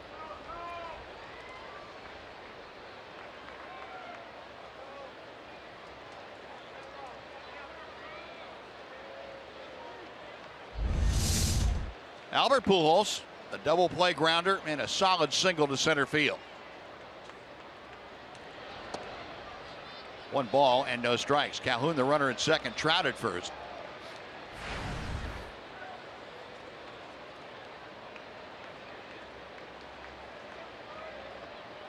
.183 the average for Albert Pujols.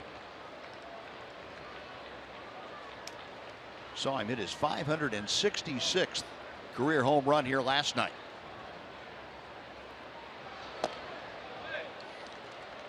Two and 0. Albert has chased some pitches in this series out of the strike zone. It's like he's saying to himself, I am not going to expand the zone in this at bat. I'm going to make him throw me a strike. Cole, based on what he's seen earlier in this series, doing what he is trying to do to get him to swing at a bad pitch out of the strike zone, but hasn't offered it one. And time called momentarily.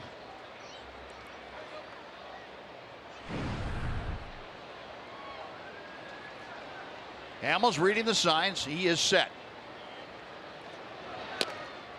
And misses high and away. 3 balls and no strikes. Hamels being very careful with Pujols. Got C.J. Cron in the on-deck circle. 2 aboard with 2 outs, a run across. Not an intentional walk, but certainly not bothersome to Cole Hamels. That'll reload the bases and bring up Cron.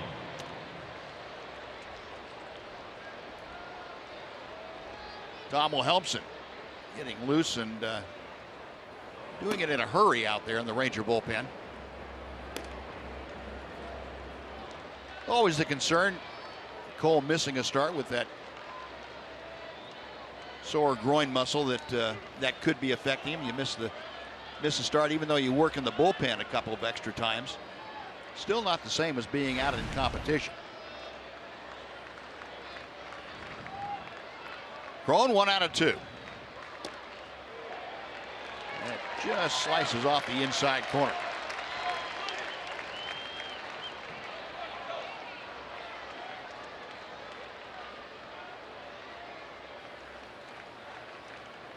Cron a .211 hitter overall.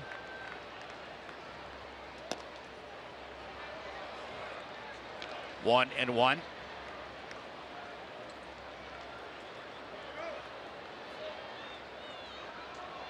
Cron last time up reached down for a low changeup out of the strike zone and looped it into left for a single.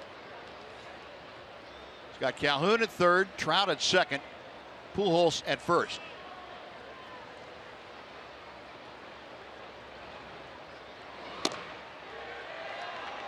Two balls and a strike.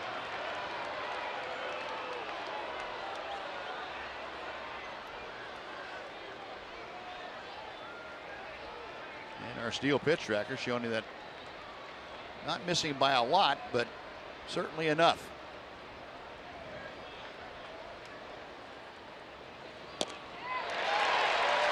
Able to come back with that changeup. Good pitch. 2-2.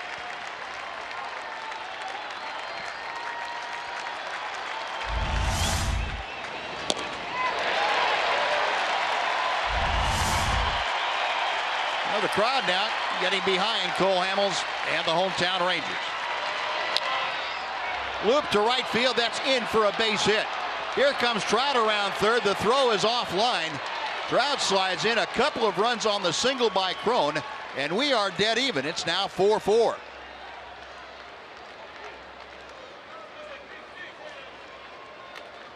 Well, there's only been 2 hits in the inning. The leadoff hit to start the rally was a little blooper by Pennington. This ball jams Crone, and he serves a soft line drive out into right field. But in between those hits have been 3 walks.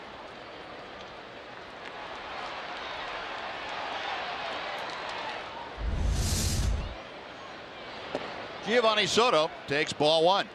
Each team coming up with bases loaded, 2 out base hits. 2 big hits, one by Delino and that one by Crone. That catches the inside corner to Soto. Giovanni is lined to right, popped to short. 0 for 2 this afternoon, hitting at .310 currently. Good change up there, and it's 1-2.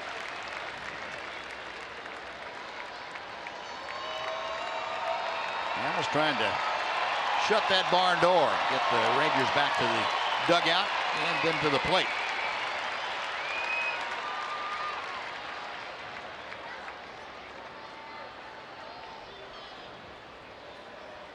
And Brian Holiday going to go out and talk to Cole Hamels, and Cole looks a little bit frustrated at times. And sure, the rhythm, the timing, not to mention the results, getting to him a little bit.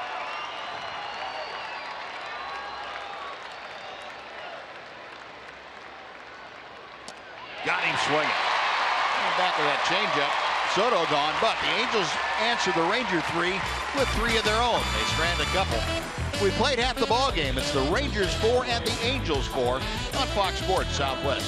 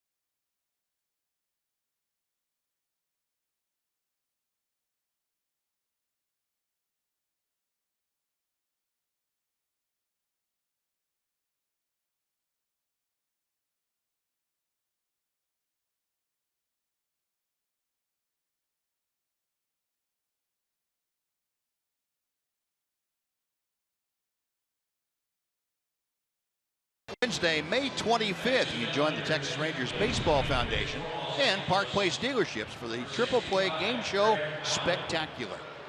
The theme of this year's event is Field of Dreams, and as always, the Triple Play features live and silent auctions, game shows, and attendance by the entire Texas Rangers team. Visit TexasRangers.com/Triple Play for individual tickets or to reserve a table. Now, as we go to the 5th inning, Garrett Richards' day has come to an end, and Greg Malley, who we saw here on Friday night, enters the fray for his 10th appearance of the year, a 1.29 ERA. And Malley, who Features a variety of angles for opposing hitters. Fires a strike to Nomar Mazara. Now he just turned 23 years of age. Back on the 17th of April. No balls and 2 strikes. Malley, a Southern California product. Went to, he's from Westminster, California, which is right down the road from Angel Stadium. Played his college ball at University of California, Santa Barbara.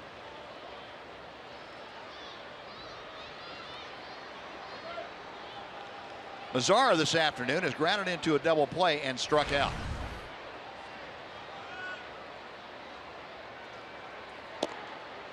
One and two.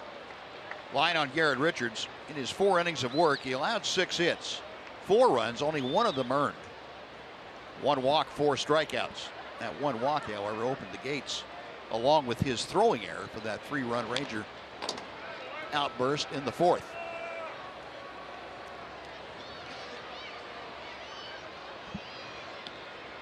Malley, a burly left-hander, goes 6'2", about 230 pounds. He was the Angels' 15th round selection in the 2014 draft.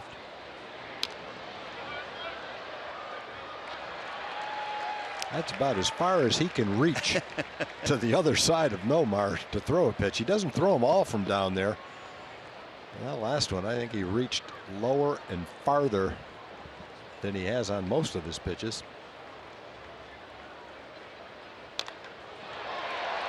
To left field, hit pretty well, but Robinson with room makes the catch. Well, Mazara going the other way with authority, and he makes that right turn at first base. That's out number 1, and Adrian Beltre coming up. And before Beltre steps in, let's send it over to John Radigan for a Chevy game break.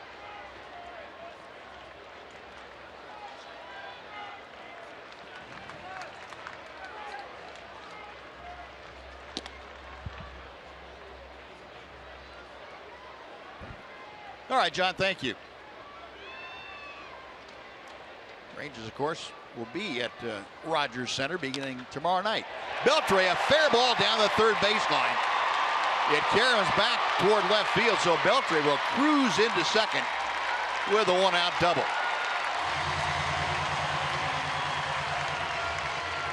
So Adrian adds a double to his walk that he had last inning.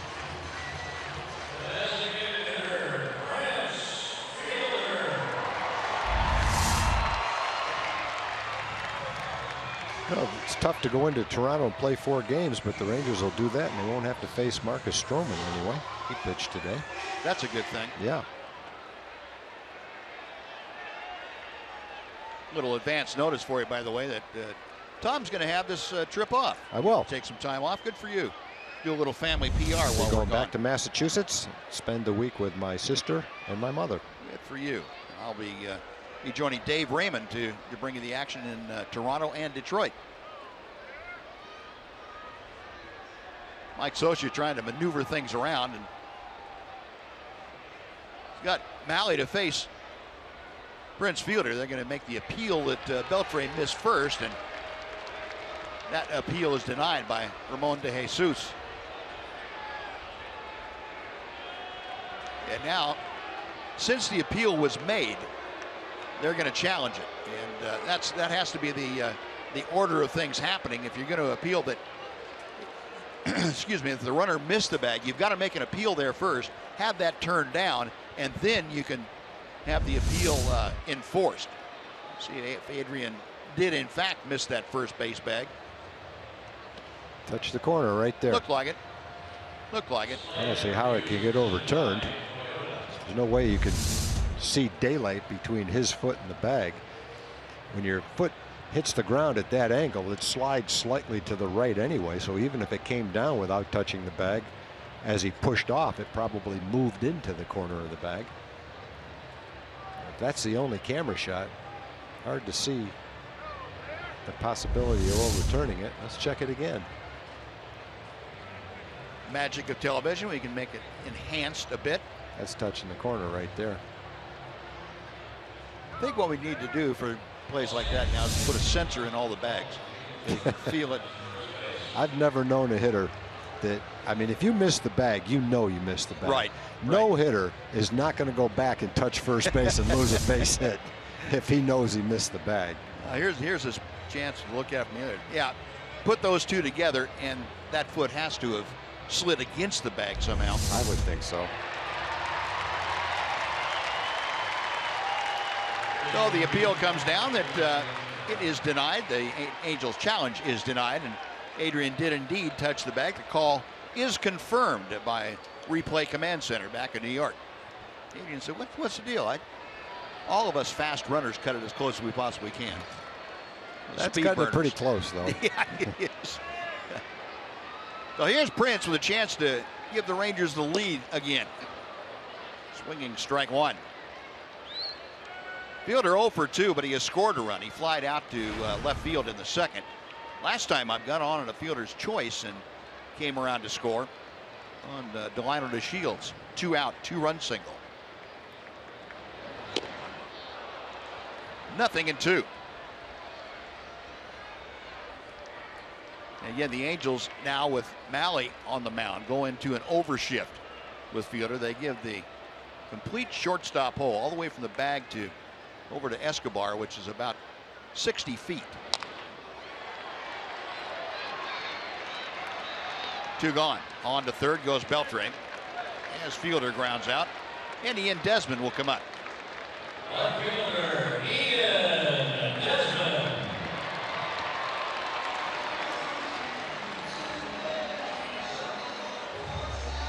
We'll see now how Mike Scioscia wants to play this. Got the left-handed hitting Mitch Moreland to bat next, and Ian Desmond already 2 for 2. He is not going to have an opportunity to do any more damage. Yeah, Desmond is hot too, over 400 in his last 12 ball games. The other side of it is Mitch is pretty hot too. Yep. But you play the percentages. You want a lefty facing a lefty or a righty facing the righty, the lefty.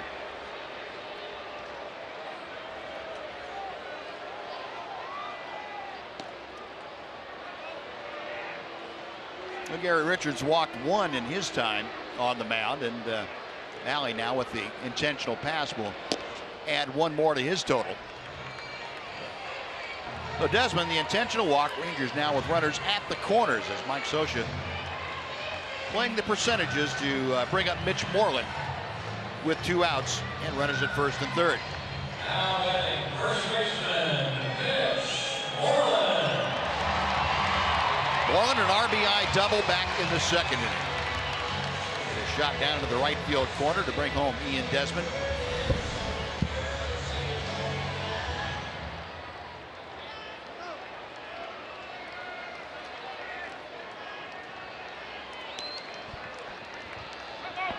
Mike Morin loosening in that Angel bullpen now. Angels with Moreland up there going to that overshift against him. Mitch perfectly capable also of playing pepper with that vacant shortstop hole. Desmond going to second on delayed steal. And he couldn't entice Giovanni Soto to throw to second. Beltre was kind of sneaking down the line from third. So what you do now, you put an extra man in the scoring position.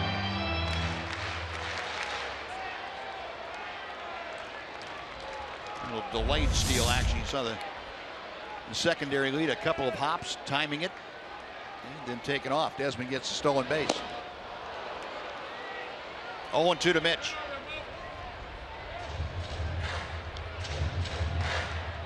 You watch this side arming lefty against the left-hand hitters, and you realize how advanced for 21 years old Nomar Mazara is. He took about 5 good swings, fouled 4 of them off, and hit the ball hard to left field. And Moreland gone on 3 pitches as Greg Malley gets the strikeout. Rangers get a double and an intentional walk and Strand 2. After 5, it remains the Rangers 4, the Angels 4 on Fox Sports Southwest.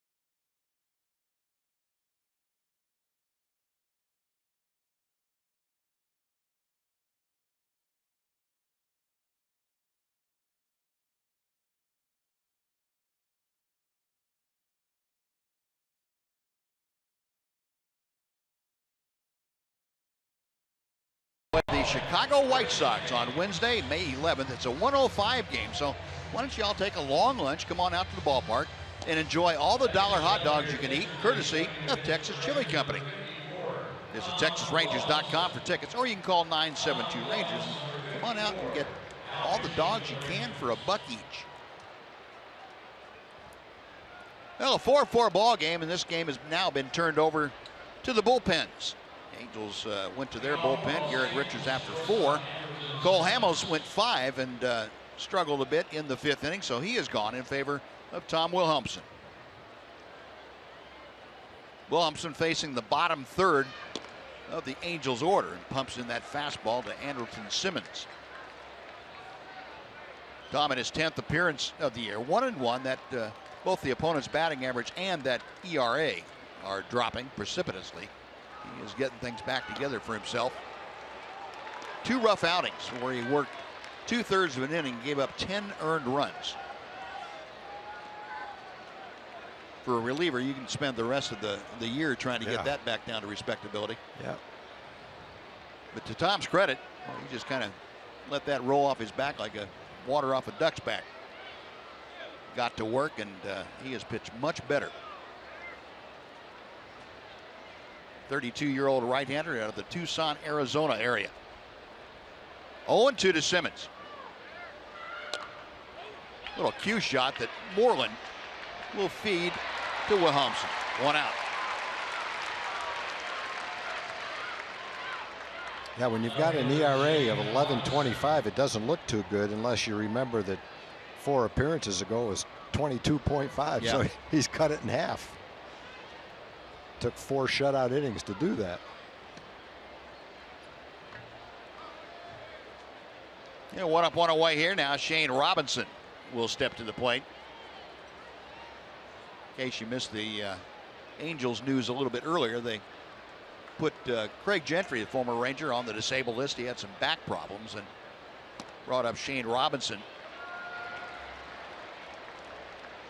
Left field has been kind of a dark hole for the Angels. They have just not been able to fill it with any consistency. Shane Robinson, the latest to get an opportunity out there. And that on the outside corner. So Tom Wilhelmsen painting a bit. 0-2. Robinson a strikeout, or excuse me, and a single and a run scored. 1 out of 2 today. Slowly hit Elvis. Bare hand attempt, can't come up with it. And Robinson's going to be aboard with a base hit. About the only chance Elvis had to get the speedy Shane Robinson was the bare hand, and couldn't find the handle. A tough one to bare hand because it's still rolling and still bouncing. You have to make the decision to catch it in the glove and try to throw it, or barehand it and be able to get rid of it a little quicker and throw it. Second hit for Robinson. A little blooper to right and an infield single. Oh, 1 on, 1 out. Cliff Pennington, who is 1 for 1 with a sacrifice bunt and a single.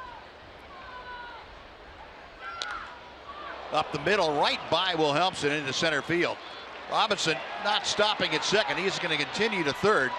Now Elvis back to first and couldn't quite get Pennington, who had rounded the bag. And the Angels now with runners at first and third and just 1 out for the top of the order. Got good base running. And you mentioned Robinson has good speed. And on a hard hit ball directly in front of him, he never hesitated. He went all the way to third base. Aggressive base running puts a man on third with less than 2 outs, however.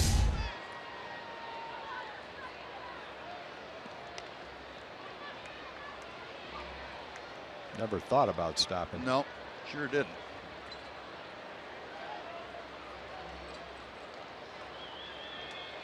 So 9 base hits now for the Angels this afternoon. Top of the order for the 4th time. Yunel Escobar at the plate. Escobar has already walked a couple of times. He's 0 for 1 officially.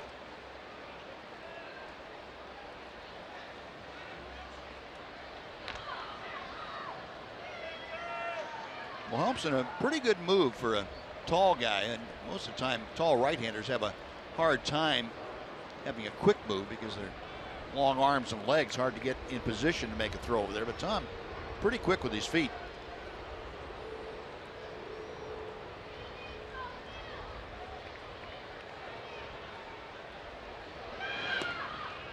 One ball and no strikes. Well, Mike Scioscia changed the lineup today. Moved Calhoun from 5th to 2nd.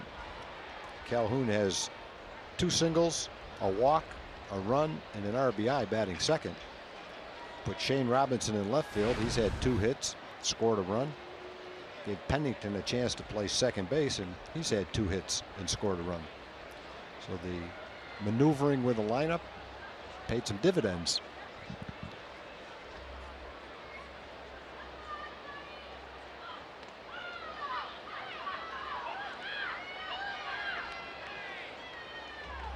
Wilhelmsen paying attention to Cliff Pennington over there at first. Rangers at double play depth. Anderson, Odor up a couple of steps and just about straight away for Escobar.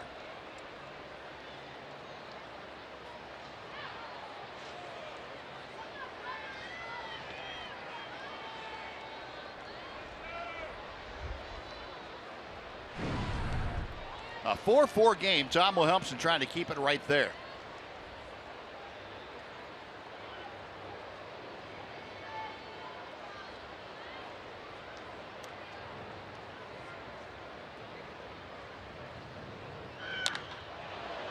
The center field, that's going to be deep enough to score Robinson. Throw comes into second. Robinson trots down the line and crosses home plate. And the Angels, for the first time this afternoon, take a lead. They are on top 5-4. As you know, Escobar gets his 8th RBI of the year on the sacrifice fly.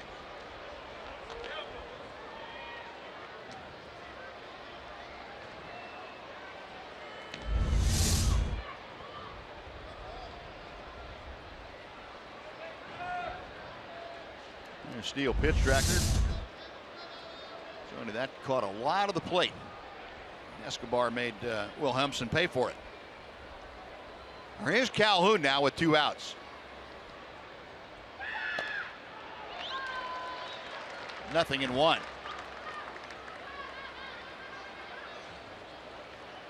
Calhoun, as Tom told you, perfect afternoon going. He is 2 for 2, a pair of singles, an RBI, a run scored, a stolen base. Calhoun 3 for 6 against Wilhelmsen in previous matchups.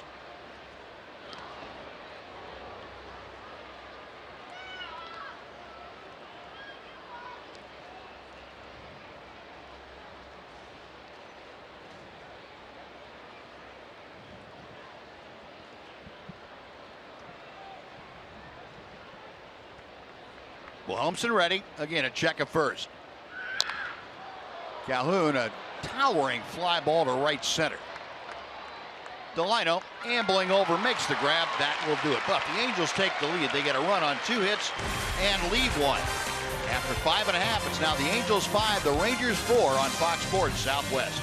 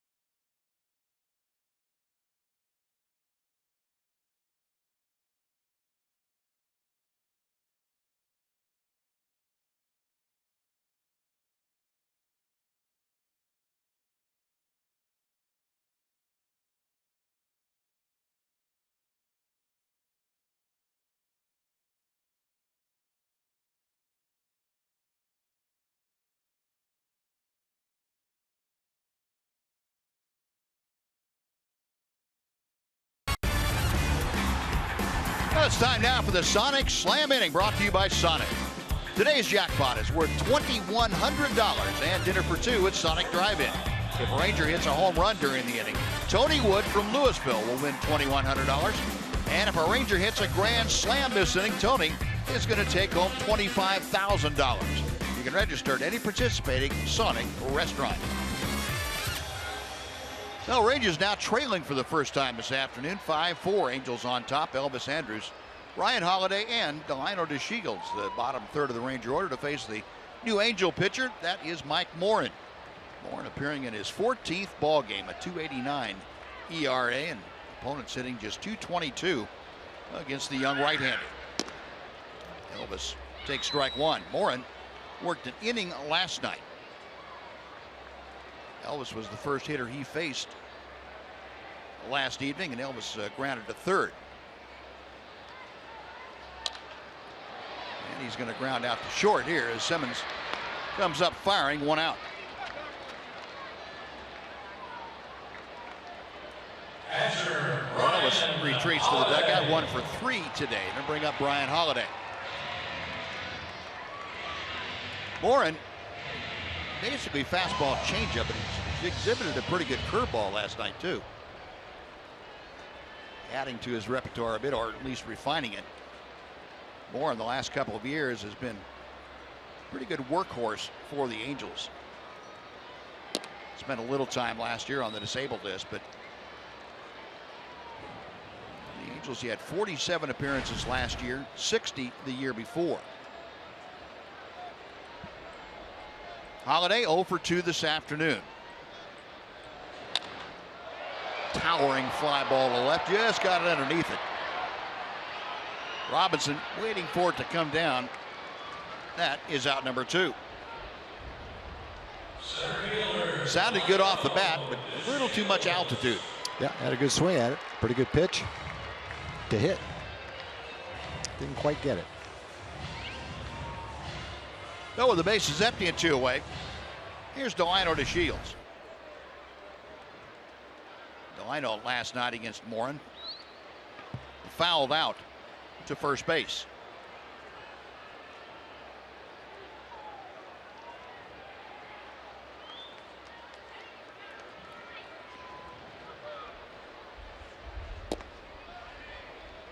Delino showing bunt. Hasn't done that much lately. Yeah. Probably consumed with the idea of getting his way back to being in offensive shape. Get both cornermen playing up. That's an advantage for the hitter. A little bit inside. 2-0, and Giovanni Soto going to go out and say something to Mike Morin. I don't think Giovanni was particularly thrilled with the call that they didn't get from Dale Scott. So rather than sit there and complain, thought he'd go out and talk to Mike Morin. Then the catcher realizes that the home plate umpire is not going to listen to you, so go talk to somebody that's going to listen to your complaints. Pitcher's not going to argue with you if you go out and say, I think that pitch was a strike.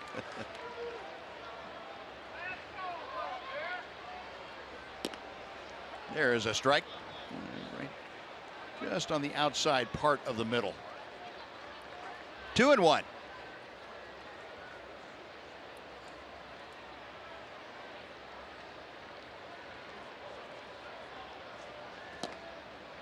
At 2-2.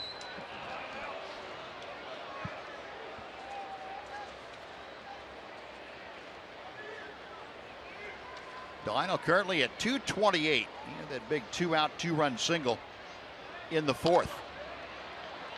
Chops one to third where Escobar is positioned.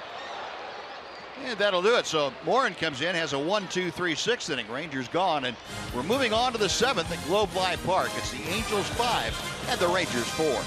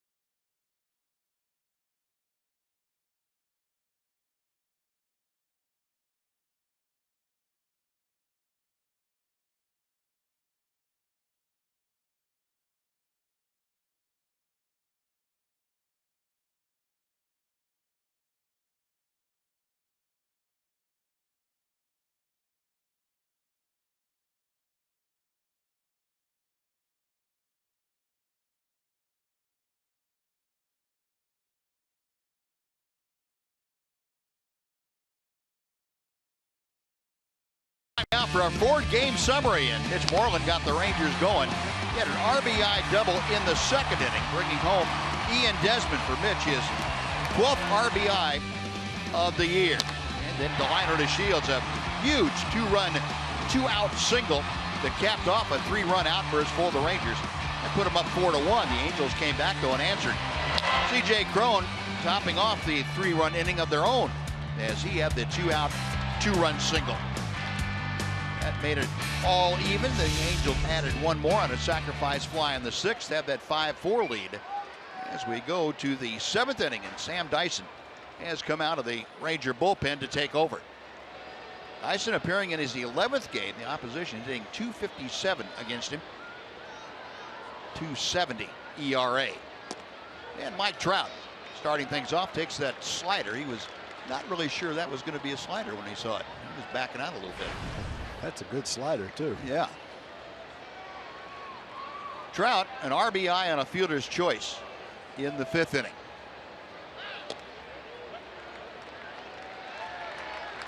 Both in the same place. One going left to right, the other one going right to left. And about 7 or 8 miles an hour difference. 0-2. Trout, along with the fielder's choice, struck out twice, both those at bats against Cole Hamels.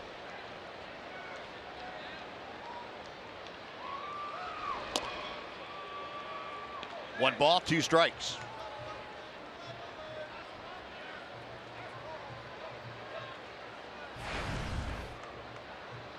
Trout, a .281 hitter, as you can see.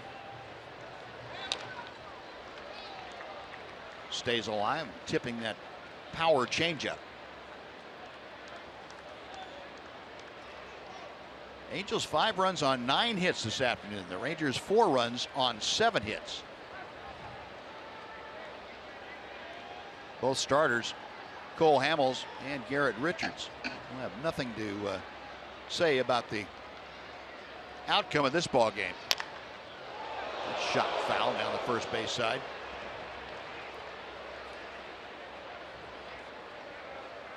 Jose Alvarez, left-hander that we also saw last night working.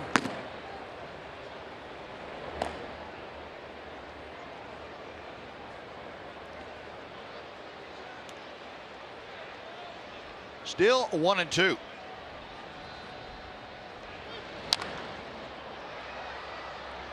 We'll try it again. The Stars, Hamels went 5. Cole gave up 4 runs on 7 hits. Uncharacteristically out of the strike zone a lot today. He had 4 walks, go along with 4 strikeouts. Garrett Richards, meanwhile, lasted 4 innings, 6 hits, 4 runs, only 1 earned. That one just sinking out of the strike zone. 2-2.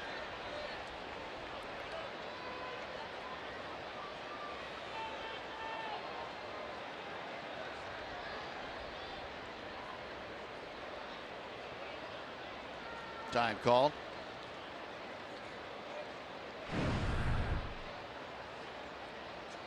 Mike Trout, 8th most in numbers of pitches seen per at bat, over 4.5 pitches on average. Beltre, and again, Hop stayed down on him that time, but he played it flawlessly. 1 out. Beltre with more total chances than any other third baseman in baseball. Well, folks, the next post-game fireworks show is coming up on Friday. That's May 13th. Red out the ballpark. Rangers take on the Toronto Blue Jays, a 7:05 start. And you can stick around for Friday the 13th themed post-game fireworks show. Get your tickets now at TexasRangers.com, or you can call 972-RANGERS if you prefer. Big weekend. Blue Jays in town for the first time since last October. Division Championship Series. Rangers will see the Blue Jays for the first time this year, starting tomorrow up in Toronto for a 4-game set at Rogers Center. Pujols fouling off that next pitch from Sam Dyson. 1 ball and 1 strike. Albert today 1 for 2, a single and a double play grounder. He's also walked. Now the walk loaded the bases right before C.J. Cron served that base hit out to right field. That tied the game. He's that big sweeping slider that's in for a strike.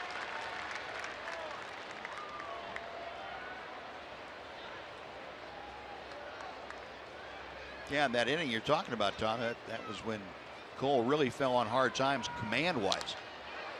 Pujols pops one up, way up in the air. Beltre coming down over to take a look. Halladay, but Beltre makes the catch as that ball stays in play. Out number 2.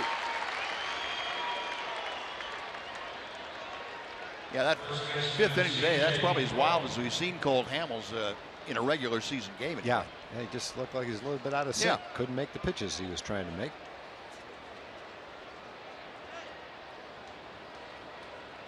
And neither ball was hit that hard. Got the first out. Struck out Robinson, then Pennington hit that little blooper that fell in. Good fastball at 96 to C.J. Cron. Cron with those 2 RBI, continuing to pester Ranger pitching with runs driven in. 2 today that were extremely important. Gave the Angels a tie at that point. He's 2 for 3 with a pair of singles.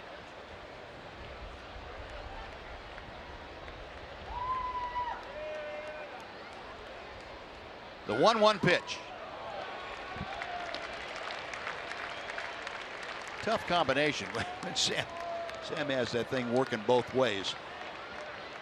That hard slider and that hard sinker.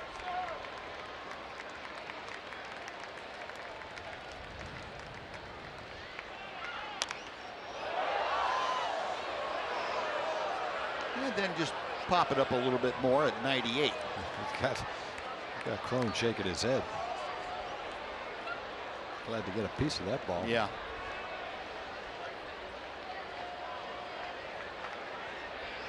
Sam Dyson, the 27-year-old out of Tampa, Florida.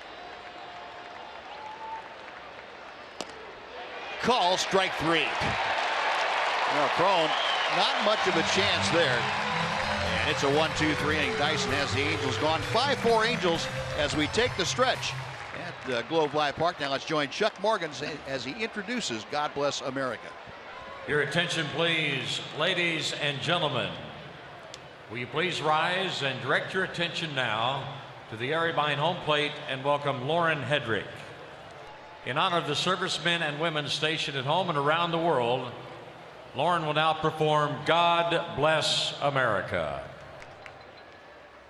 God bless America, land that I love, stand beside her and guide her through the night with the light from above, from the mountains to the prairies, to the oceans, white with foam.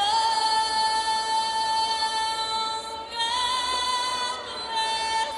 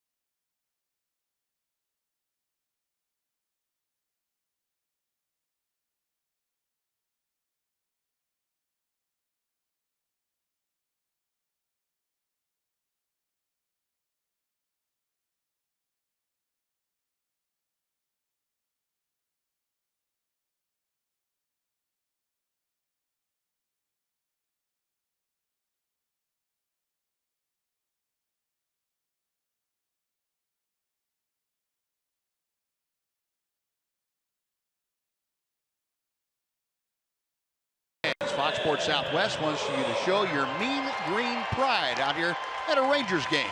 Get discounted tickets for the game on the 27th of May.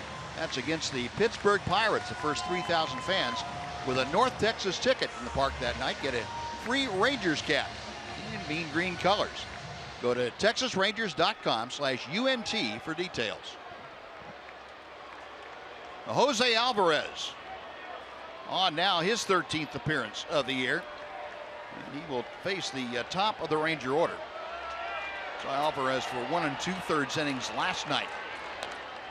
And Odor trying to bunt his way aboard. It's a good bunt, and there will be no play. Forget it.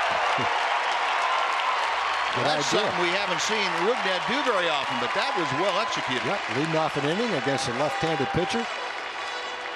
Might be a little bit more difficult for the left-hand pitcher to get to the first base line. See how he falls off, doesn't really get to the ball quickly. Makes the smart move by, well, never caught the ball anyway. That was pretty much a base hit the minute it hit the ground. So Odor with his second hit of the afternoon. Leading off the 7th inning, the tying run aboard. Here's Nomar Mazara. Mazara 0 for 3 so far. To left field, Robinson with the sunglasses gleaming in the sun. That is out number 1. So Nomar not able to advance Odor. Adrian Beltre now coming up, and first of all, you got Mike Scioscia going out to the mound, and with the right-hander Adrian Beltre coming up, he wants the bullpen help to come in. So Alvarez gives up a single and a fly out. 1 out, 1 on. He will leave with baggage at first base. It is his responsibility. So a pitching change underway. Angels leading 5-4. Rangers making some noise in the 7th. We're back right after this.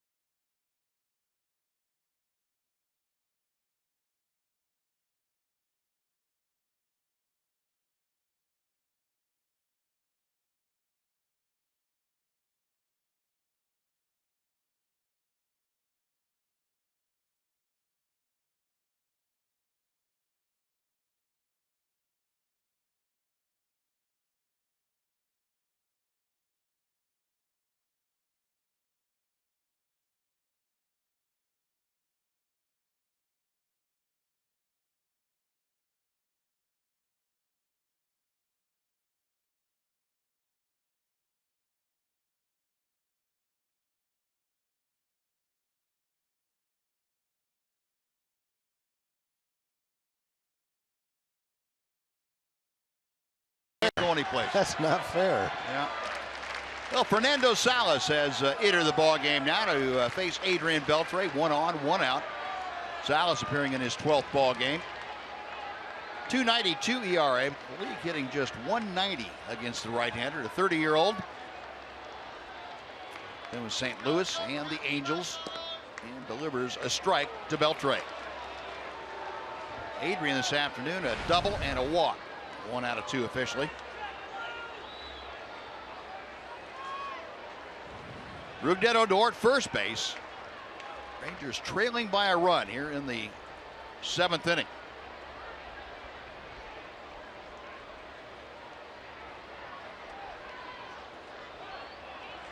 Time called as Salas taking too long for Adrian's liking.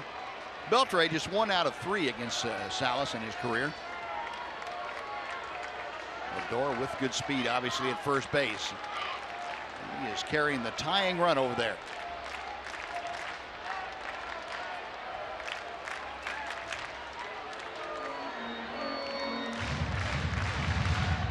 Salas came over to the Angels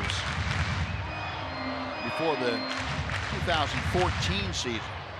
He and David Freese, the third baseman the Angels coveted, came over in exchange for Peter Borges and Randall Grichuk.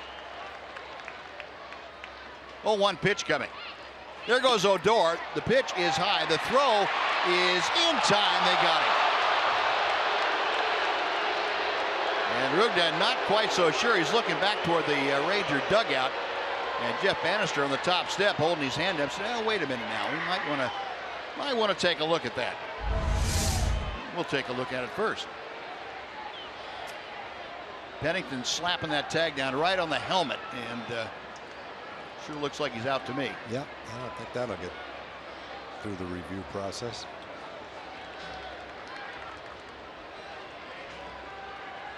Yeah, the tag came on the head, not the back, so we got there a little quicker. Great throw by Giovanni Soto. Yeah, that's the tag. It's not when not when the glove hits the back. It's when it hit the head. Just by that much. And Jeff Bannister is. You say go ahead and look at that. Well, late in the game, why not? Maybe you get a call.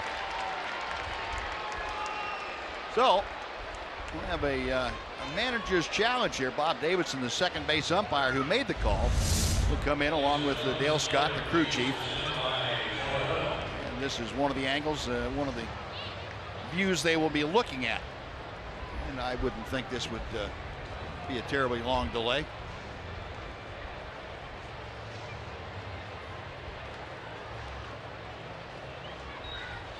Rignett sliding in, might not have felt that initial tag as it got him on the back of the helmet. Might not have realized that the tag had been applied. No, very quick, and he is out. That call is confirmed very quickly by Replay Command Center back in New York. So 2-5 on their 2-4 on the caught stealing at second. Base is empty with 2 away now, and Adrian Beltre still at the plate.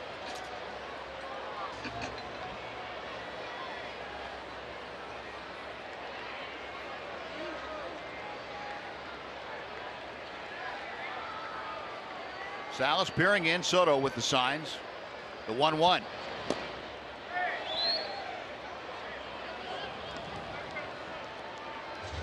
Dale Scott flinched a little bit back there, like he was going to throw that right hand up and thought better of it.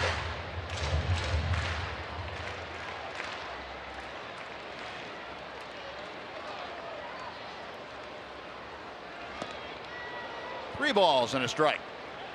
Well, if Adrian can get aboard to keep this 7th inning alive, Prince Fielder, the DH, will follow. Rangers a season high 4-game winning streak on the line here today. This is their second 4-game streak of the year. Oddly enough, in between those 2 streaks, a 4-game losing streak. Full count.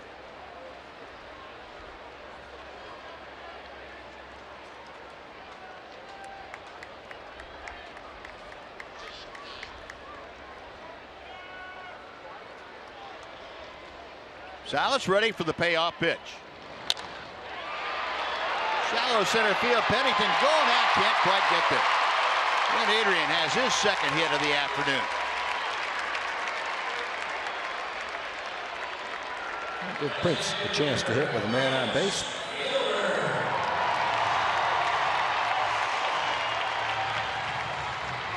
Well, Fielder coming up, and he has had some success against Fernando Salas.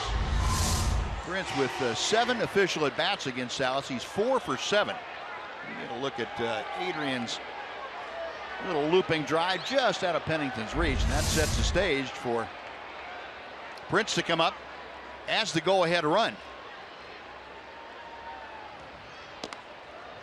Takes strike 1 from Salas. Fielder, both home runs this year have been critical ones. They have either tied or put the Rangers ahead.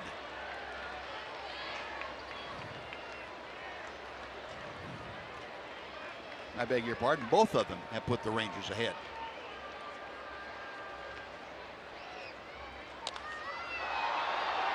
Sliced down the left field line. That's going to curl back into the seats.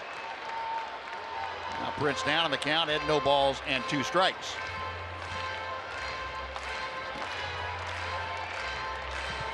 Salas being very intent on not giving Fielder anything that he can pull.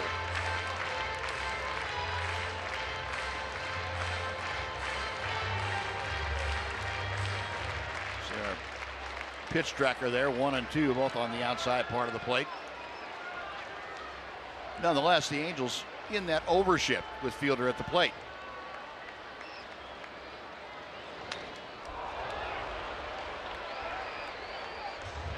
Now Soto going to go out. Mention something to Salas. Can't throw it much higher than that, because if he misses it, the catcher won't be able to catch it either. Go right back to the screen. About as high as he can throw it. You have to wait for the rebound off the netting.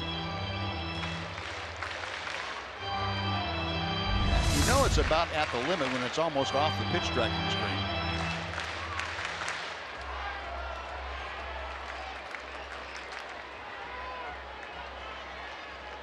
Soto giving the signs for the another 0-2 pitch. Prince laying off that breaking ball in the dirt.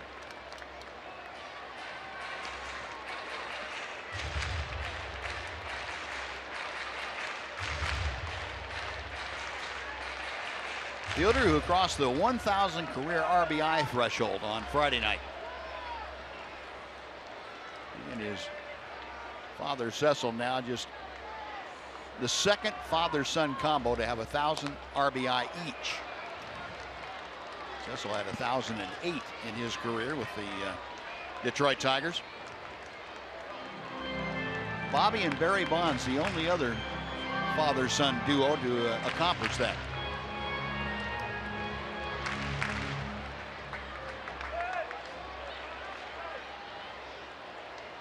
Prince wagging that bat back and forth as Salas reads the signs. Another 1-2 coming.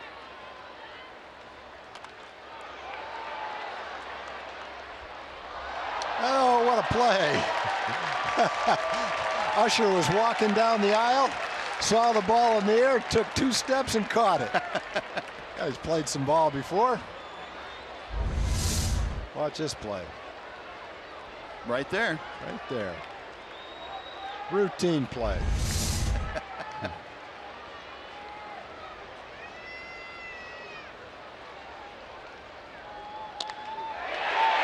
to center. That's going to fall for a base hit. Beltre will just continue as Trout was playing very deep with Fielder at the plate. Well, now runners at the corners with 2 out, and here comes Ian Desmond.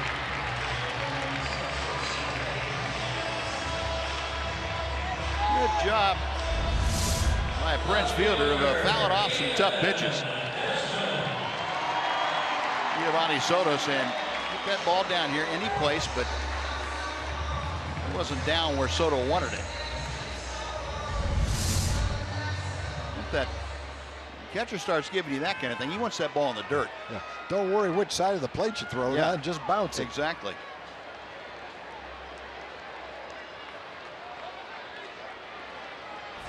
Now Desmond has scored twice today. He's 2 for 2 with an intentional walk. Has driven in a run, a single and a double. He has the tying run at third, the go-ahead run at first here in the 7th inning. 1 ball and no strikes. Desmond familiar with Salas from their days in the National League. He had just 1 for 7 against the right-hander.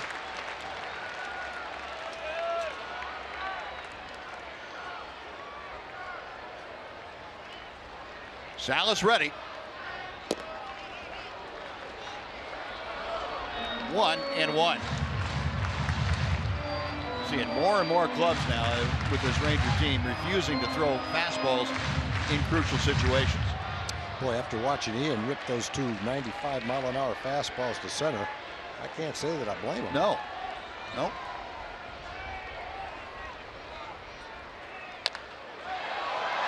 Out of play. 1-2. The Angel bullpen has been pretty good lately. Yeah. Over the last 10 games, they've had a 1.57 ERA and a 1.70 opponent's batting average. They've been throwing the ball well. They're not one of those bullpens that has 2, 3, 4 guys throwing 98 miles an hour, but they've gotten the job done very nicely. We might note once again that Houston Street, their closer, is on the disabled list, and Joe Smith now has taken over the closing role. That's just outside. 2-2.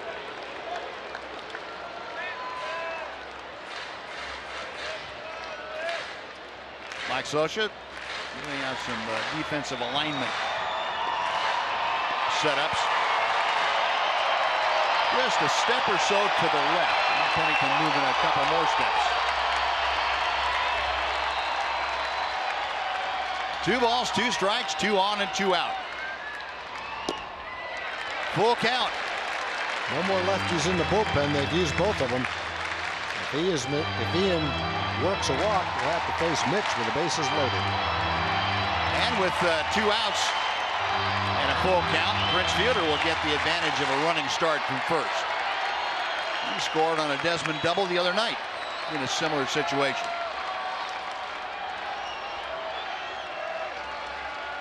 Salas okays the sign. He's ready. Fielder on the move. Payoff pitch is fouled away, and we'll reset and try it again.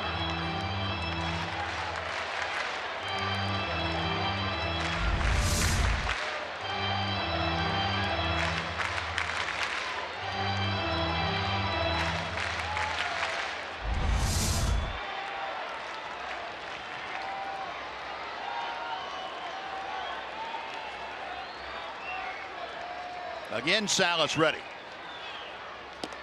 Got him swinging. Pitch up. Desmond could not get on top, and the Rangers, despite having 3 hits in the inning, can't score. They have 3 hits and 2 left. After 7, it remains the Angels 5, the Rangers 4 on Fox Sports Southwest.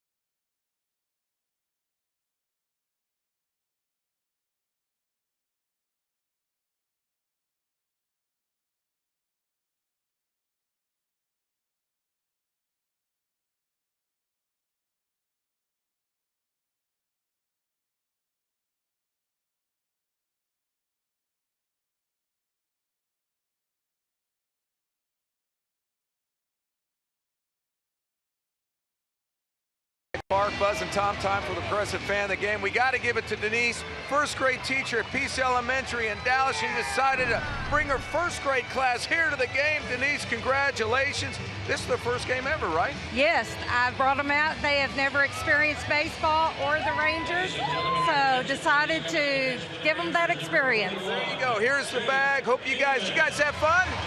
All right, good to have you out here. Thank you, Denise. Junior Rangers now. Oh, Junior Rangers, that's even better. All right, appreciate it. Thank you. All right, Noxie. He's having a great time. Junior Rangers now officially. Good to hear that.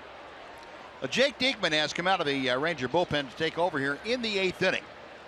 Diekman appearing in his 12th ball game. The 29-year-old left-hander. 6'4" southpaw will face the bottom part of the order for the Angels. Giovanni Soto, Andrelton Simmons, and Shane Robinson. Still a 5-4 Angel lead, and Diekman pumping in strike one. You saw Jake, a very pristine ERA of 0.00. No earned runs and only 2 runs given up, and they were both unearned. Only 3 hits, as a matter of fact. Soto 0 for 3 today. A strikeout, a pop out, and a line out. 2 balls and a strike.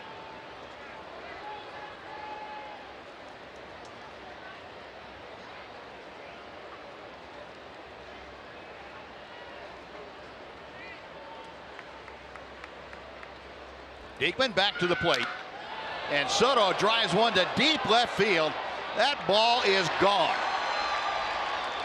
Soto with his 3rd home run of the year, and that is the first earned run that Jake Diekman has allowed in 2016. The Angels lead it 6-4. Giovanni Soto has never looked better than he looks right now. He looks like he's lost 15 pounds. Everything's quicker. His bat is quicker. His catching moves are quicker. He's throwing well. The way he's playing early in the season, he's going to be getting a lot of time catching. He's swinging the bat well right now. Quick bat. I wouldn't even recognize him. Yeah, the results are there for him. That's pretty impressive right there to turn that around. Andrelton Simmons takes a strike. That evens things up at 1-1. Ranger fans have seen Giovanni do that a few times. Of course, he's with the Rangers beginning in 2012 for a couple of years. Odor on to Moreland, 1 out.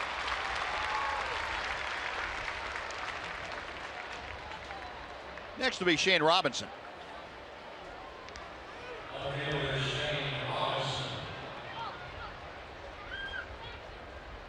Robinson, his first action with the Angels at the big league level, is 2 for 3 this afternoon. Just called up from AAA Salt Lake City. He has had a pair of singles, and he has scored each time he has gotten on base.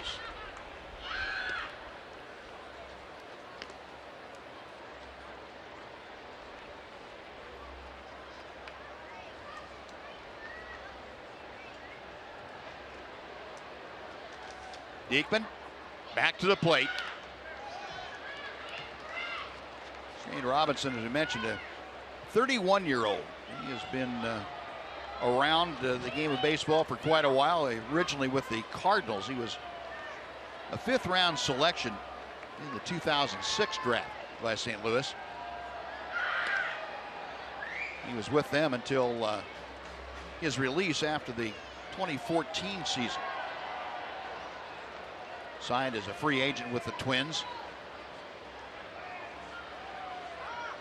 And after last season, signed a minor league deal with the Cleveland Indians. Went to spring training with the Tribe and ended up signing with the Angels at the end of spring training.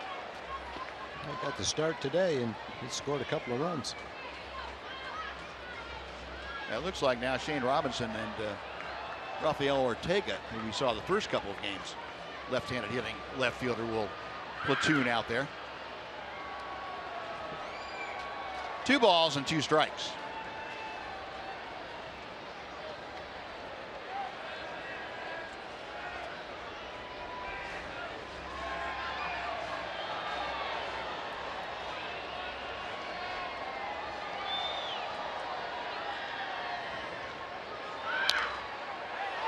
Another one popped foul back into the seats.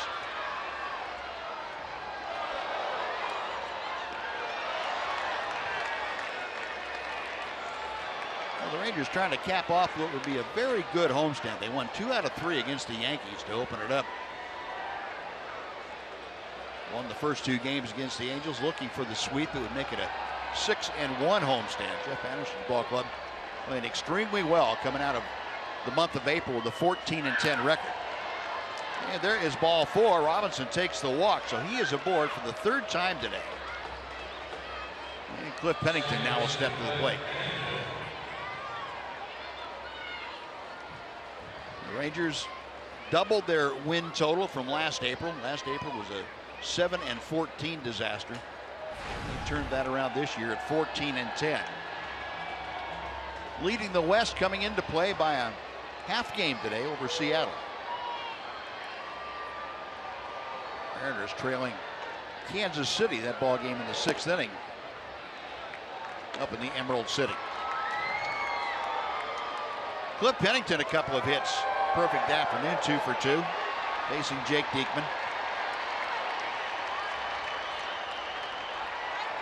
Shane Robinson at first base, inching off the bag. No balls, 2 strikes.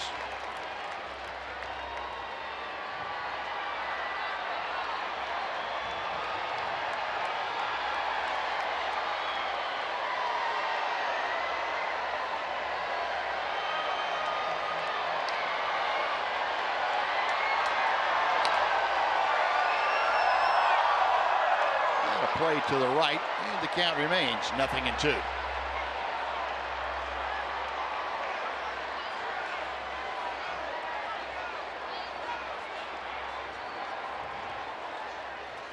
Jake Diekman giving up the leadoff home run to Giovanni Soto here in the 8th inning. And a walk to Shane Robinson with 1 out. Gets the strikeout of Cliff Pennington. That pitch up around the shoulders, and Pennington not able to make contact. There are 2 outs. He throws him his slider. Fooled him. Caught the outside corner where he swung out of the net.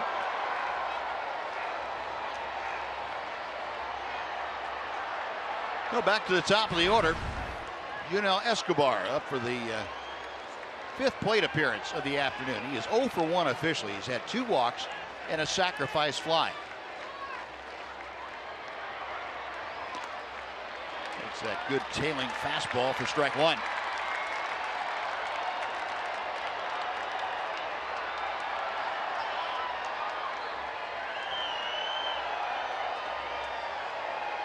Escobar 2 out of 9 in the series so far. Into center field, that is going to fall for a base hit in front of Delino DeShields. Escobar with his first hit of the afternoon, 1st and 2nd with 2 away for Cole Calhoun.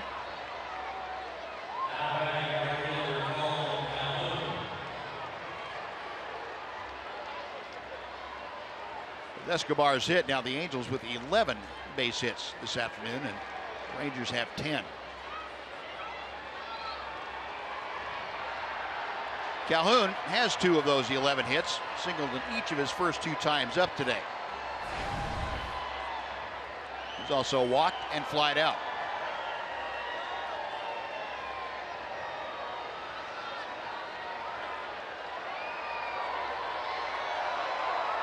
Calhoun, despite having a rather lengthy offer that he snapped in this series, 0 for 15, put up one of the better months that he's had in his career with 23 hits.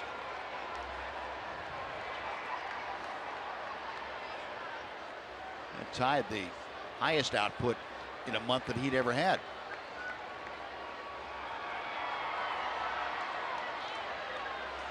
The 1-0 pitch coming from Diekman. Now 2-0. Jake's running up his pitch count a little bit. This will be his 23rd pitch. Alex Claudio's warming up in the bullpen.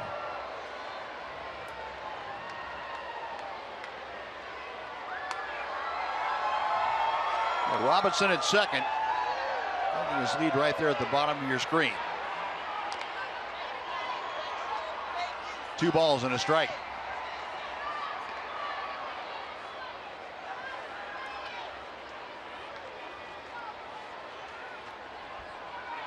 Well, after the Rangers took a 4-1 lead with 3 in the bottom of the 4th inning, it has been all Angels since. Angels answered with 3 of their own in the 5th inning. Single runs in the 6th and here in the 8th. And they are still at work with runners at first and second and 2 outs.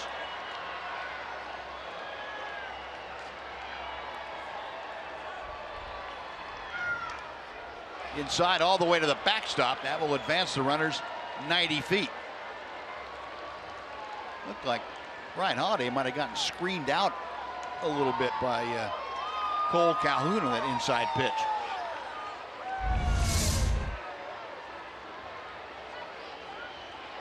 Nope, just missed it. Just had to reach too far.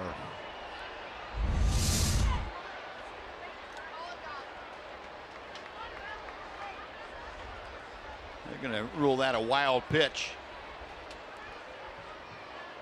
So second and third, 3-1, the count to Calhoun. If Calhoun is able to extend this inning, Mike Trout is in the on-deck circle.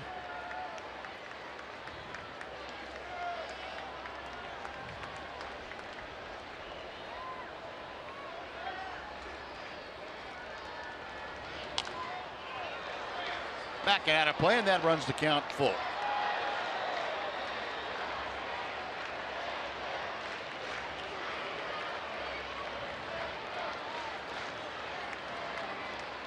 Jake Diekman will have to use at least 26 pitches to retire the Angels. Calhoun back in the batter's box, taps the plate. And Diekman, a belt high set.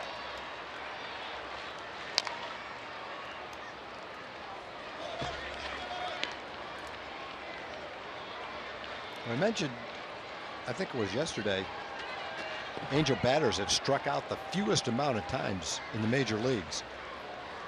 And one of the reasons has to be how many balls they foul off. It's been the same all 3 games, just foul ball after foul ball.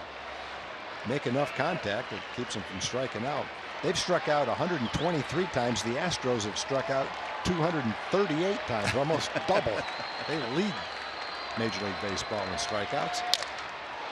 Broken bat, looper to right. Mazzara coming on, he can't get there. 1 run is home. And fortunately for the Rangers, Escobar forgot how many outs there were, and at second base he was waiting for it to fall in. So he only advances to third, but a run across as Shane Robinson scores. And that makes it a 7-4 Angel lead. Have a clue.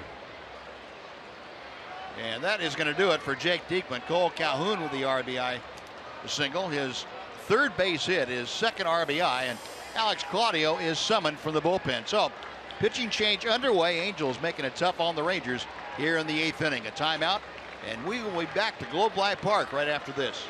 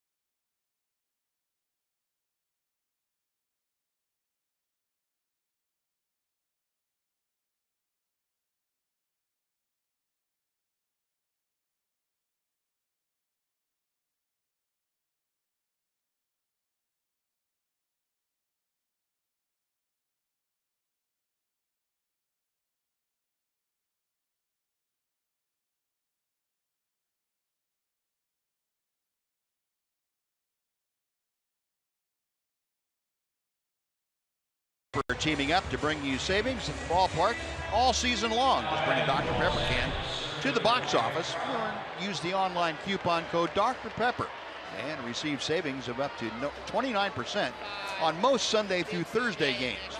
Visit TexasRangers.com/specials to get your tickets for May 9th through the 11th. The Rangers play the Chicago White Sox.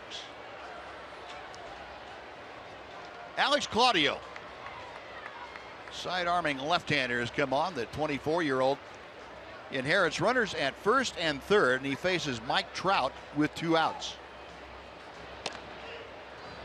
1 ball and no strikes. Claudio, a native of Puerto Rico, and he has shown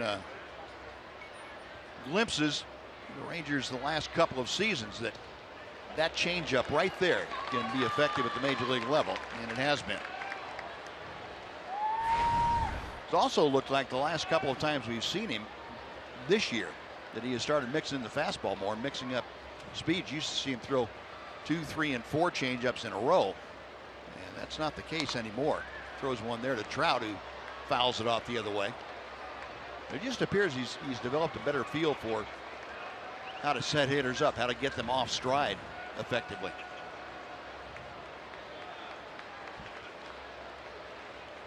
Last time we saw Alex on the hill for the Rangers a week ago against the Chicago White Sox. To right field, that sends Mazzara back. Still going back, it's over his head and off the wall. One run is home.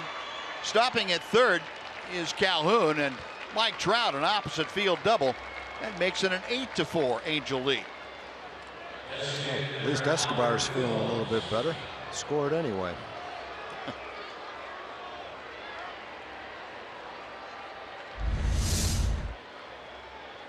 Trout with his second RBI of the afternoon. Looked like Trout just made the conscious decision. I'm going to go to right field, which will allow me to wait on his changeup if I have to. Pretty good success doing it. Well, second and third now. Here's Pujols, who takes a fastball for strike 1. Pujols today has walked and singled, 1 for 3 officially. Angels leading 8-4. They have 8 runs on 13 hits. And that changeup made Pujols flinch, but he took it. It was just a bit low.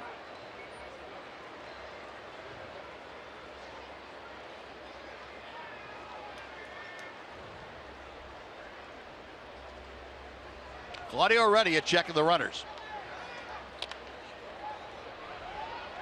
Elvis gobbles up that one, and low throw, but Mitch has that handled, and that'll do it. Angels, however, put a couple of more runs on the board. They get 2 runs, 3 runs, I should say, on 4 hits and leave 2. Bottom of the 8th coming up, 8-4 Angels.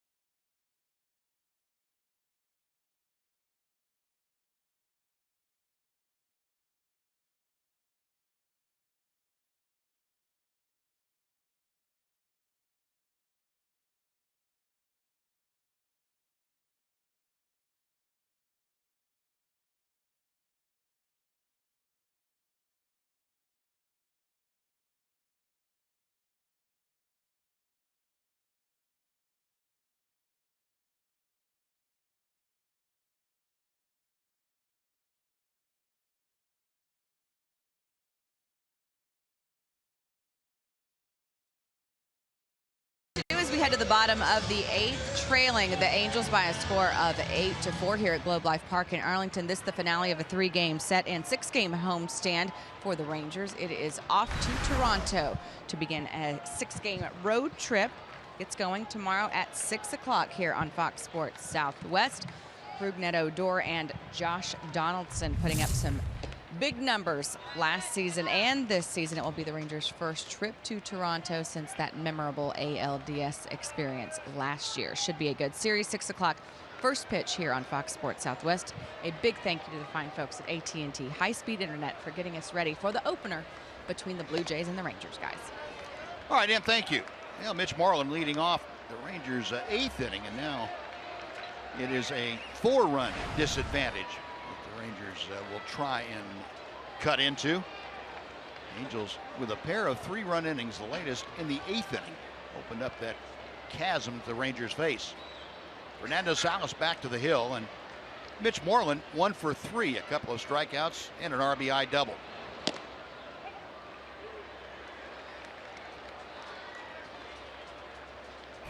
Let's go back a day. Our AT&T high-speed internet replay for you. Mitch Moreland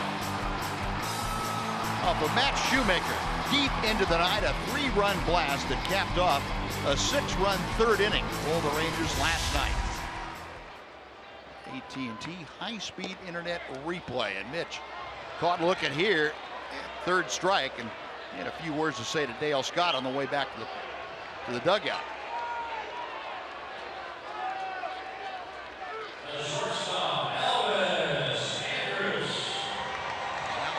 Second strikeout, and Dale Scott motioning to Mitch Moreland, kind of a shrug of his shoulders and said, nothing I can do about it, whatever the question was.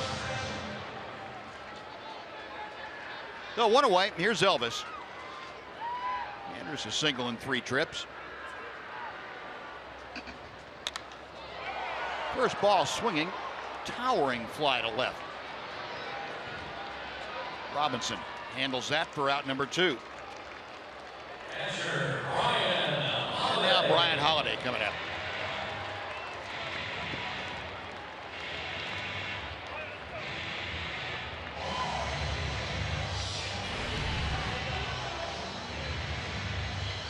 Holiday today has flied to left field a couple of times. He's also struck out an 0 for 3 afternoon.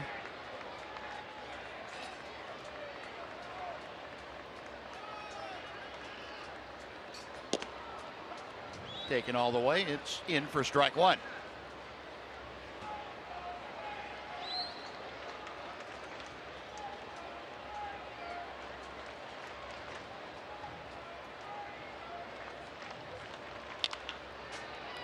Wide of 3rd, but picked off by Escobar.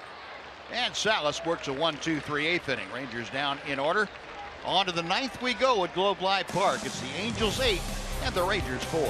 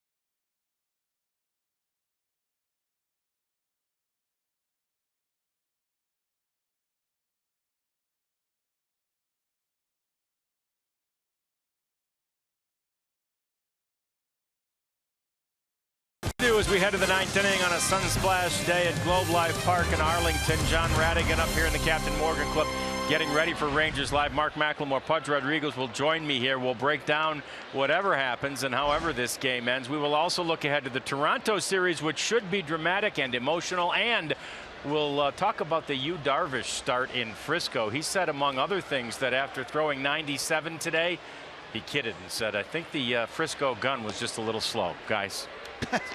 After the game. Yeah, that's good news. Yeah. That's good news. Glad to hear that from you. Alex Claudio back to the hill. He's pitching here in the 9th inning, and C.J. Cron leading things off for the Angels. Cron checking his swing. And Ramon De Jesus down there at first base. No, he didn't swing. 1-1 to Cron. Cron this afternoon 2 for 4 with a pair of runs driven in on 2 singles. That changeup. The old hesitation pitch. I think Trout had a good approach. Just wait on everything and try to hit the ball to right field. Might be a little bit late on the fastball, but at least give you a chance to square up that changeup.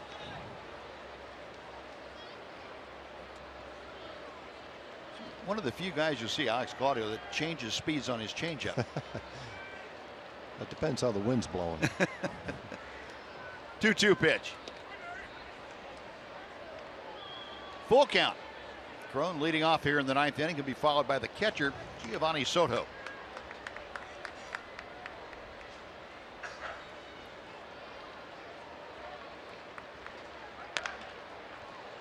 Yeah, that's what Cron looked like he was doing too. Protecting against the fastball and trying to hit the changeup the other way or up the middle.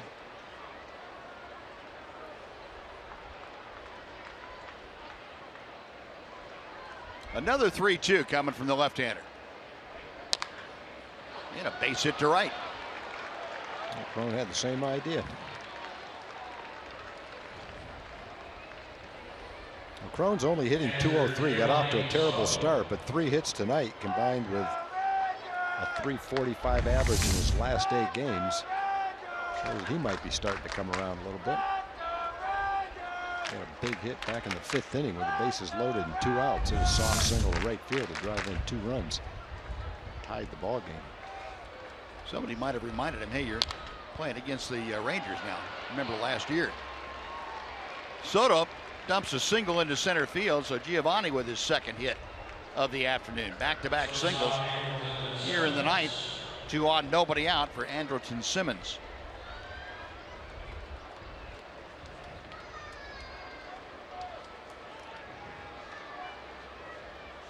Claudio giving up hits to 3 of the 4 that he has faced. Simmons 0 for 4 today. He's grounded out 4 times.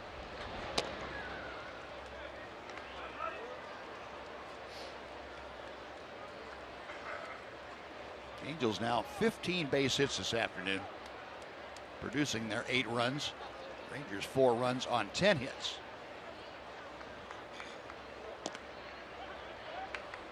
No ball on a strike.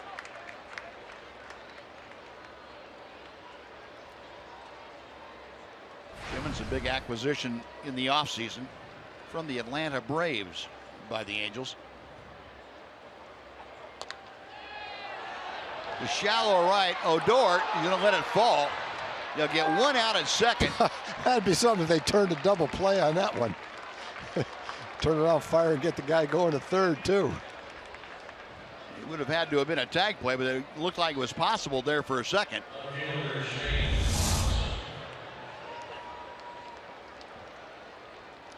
Runner's going back at first base. He thought it was going to be caught. He's out easy. The guy going to third had to wait a little bit. Elvis didn't have time to make a throw. No, that's an unusual force out, though. It is. Goes down as a routine 4-6 force out. It was anything but routine. Shane Robinson now the hitter. 1 ball and no strikes. Robinson a pair of singles and a walk. He has scored all 3 times that he's been on base. Batting down in that number 8 hole and Mike Scioscia might have found the complement to the left-handed platoon that he has in Rafael Ortega. 2-0.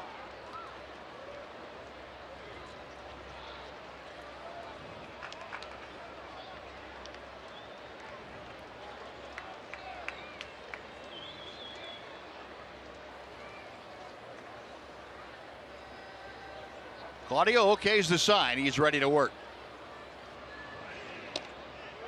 Inside corner, 2-1.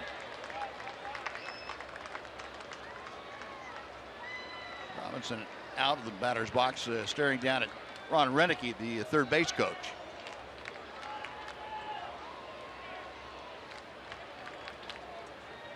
Angels trying to add to their lead, which is currently a 4-run advantage.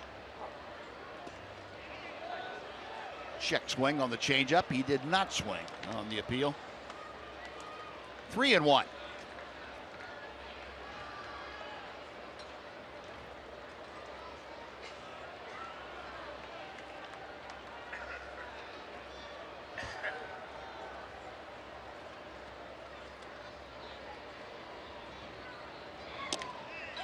And a full count.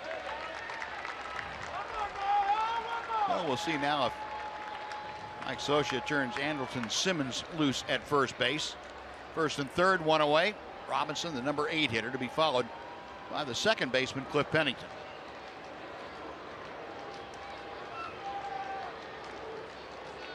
Simmons on the move, and the pitch fouled away.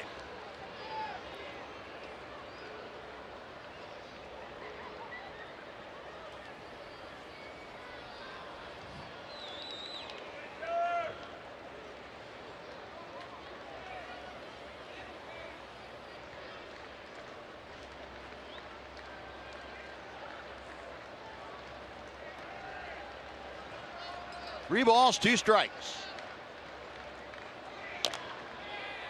Chopper right off the plate. The only play Claudio has is to first, and out by a step is Shane Robinson. In to score on the play, C.J. Cron, and the Angels add to their advantage. It's now 9-4.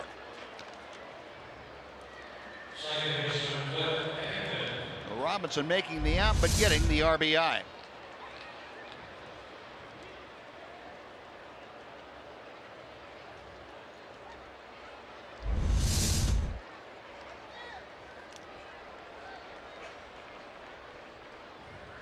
Simmons down at second base now with 2 away. Cliff Pennington at the plate. Pennington 2 for 3 as he takes strike 1.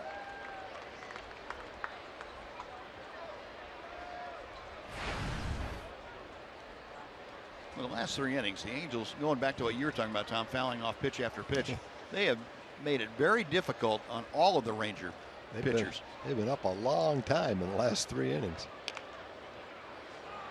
Well, actually, since the 4th inning. 7th inning went fairly quick, but the 5th inning, 6th inning, 8th inning, and 9th inning, been a lot of pitches thrown in those innings.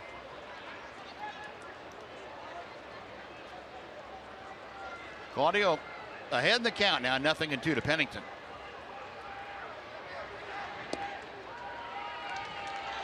One and 2.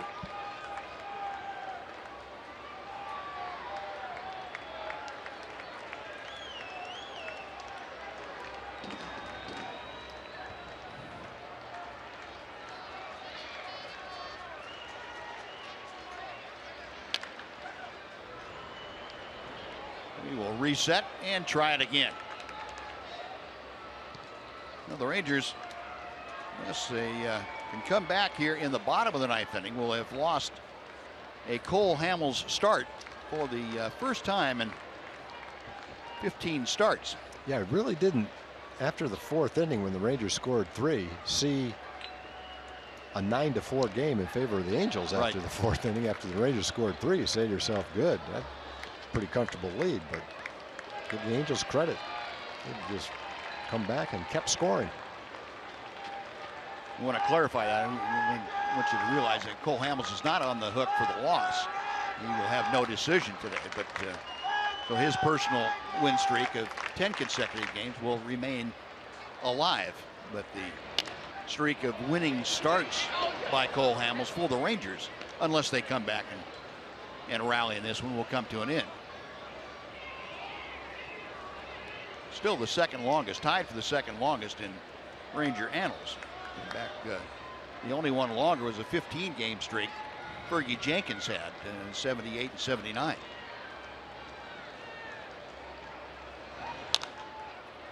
This one popped up, shallow center. Rougned Odor backpedaling, puts it away. That will do it. The Angels add on a run. They get a run on 2 hits and lead one. Bottom of the 9th inning coming up. It'll be DeShields, Odor, and Mazzara with the Rangers trailing 9-4.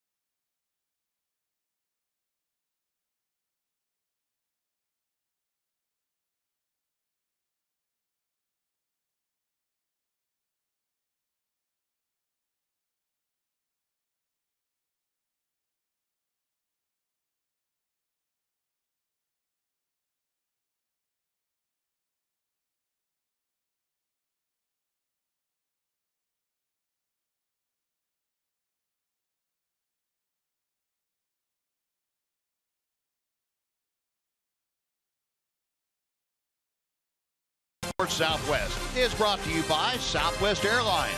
Transparency, low fares, nothing to hide. By AT&T high-speed internet. Get a deal worth talking about. Get high-speed internet from AT&T. And by your Texas Ford dealers. Visit your local Texas Ford dealer today for incredible deals and see why Ford is the best in Texas. Now, bottom of the 9th inning, Rangers down by 5. It'll be Delino DeShields, Rougned Odor, Nomar Mazzara to try and get things going. And they will be facing the veteran right-hander, Joe Smith. Smith on to try and close this one out for the Angels. He becomes the 6th pitcher used by Mike Socha here this afternoon. Smith, as we mentioned, taking the place of the injured Houston Street as the closer. This is not a save situation, obviously, but Smith, the 8th inning guy. This is 13th appearance of the year. League hitting .256 against him. And the Rangers will need some base runners if they are to make headway in climbing this mountain. Delino DeShields 1 for 3 with a big 2-run single. That was in the 4th inning. And Joe Smith deals strike 1. Smith, part of that bullpen, a big part of that bullpen that Tom told you about. Not a lot of hard throwers down there, especially at the back end of it, but very effective. He and Smith and Houston Street. Fernando Salas, who we just saw. Jose Alvarez. Not going to break any radar guns by throwing extremely hard, but they all know how to pitch and all have very, very good stuff. And Delino is going to get things started by looping one into center for a base hit. Well, Delino 2 for 4 as he gets aboard. Now back to the top of the order for Rougned Odor.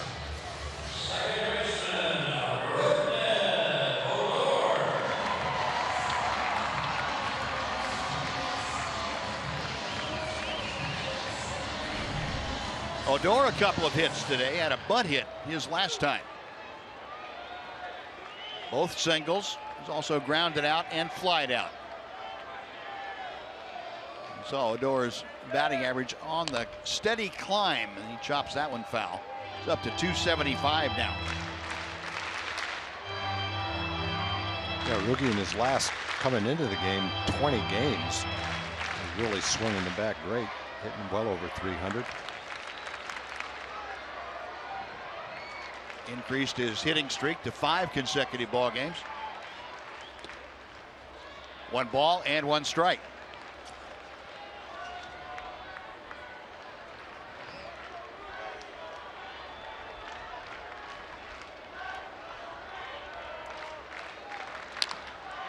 And a ground ball, base hit to right field. DeShields will stop at second.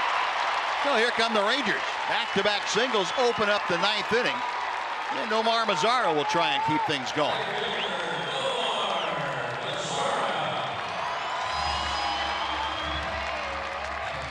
Odor with his 3rd base hit of the afternoon.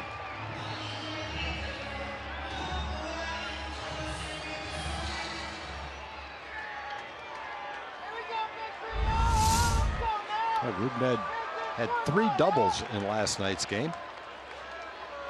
Well, he's been swinging the bat extremely well.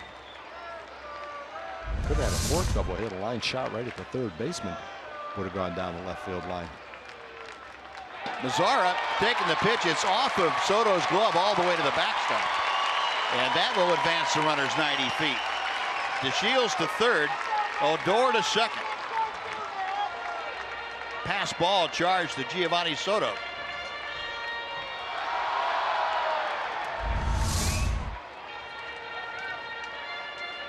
Looks like Soto got crossed up.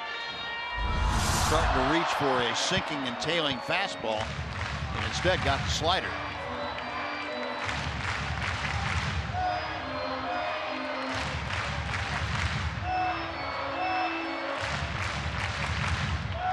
Odor at 2nd, trailing Delino DeShields at 3rd. Rangers trailing by 5, but they got the makings of a pretty good comeback here in the 9th inning. 1 ball and no strikes to Mazara. Line drive, base hit to right field. DeShields scores. Odor being held to 3rd. Mazara with the RBI. It is 9-5 Angels.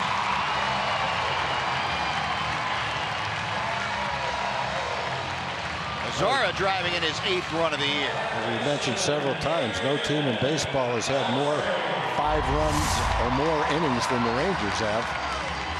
Looked like they might have one earlier in the game. Rally came up short. This one needs to be 5 runs for this game to keep on going.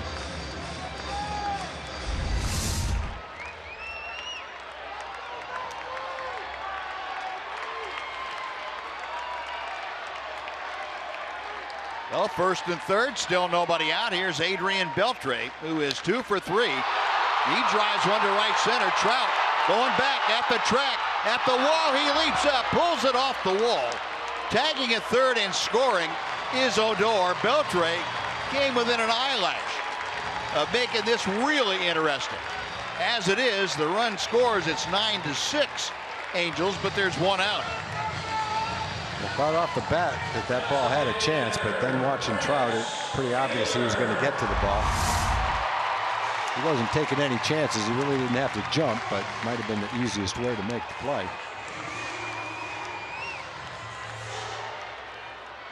Had that one under control.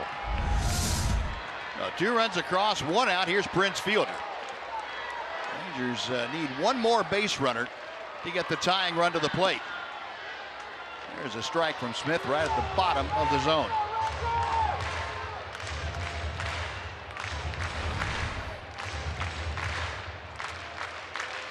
Fielder 1 for 4 this afternoon.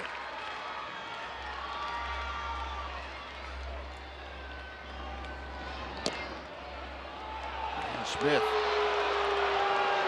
getting the outside edge that time. 0-2. Interesting with the sinker ball like Smith, the Angels do not go into the extreme overshift. Simmons, the shortstop, as you can see, shading up the middle, but not on the first base side of second. Figure Smith be able to run that ball down and away from Prince to make it difficult for him to pull it. A ball and 2 strikes.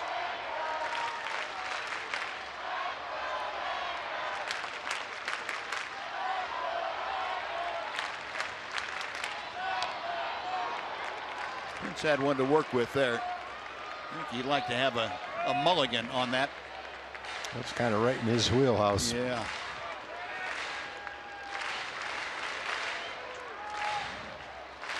Well, Smith living a bit of a charmed life.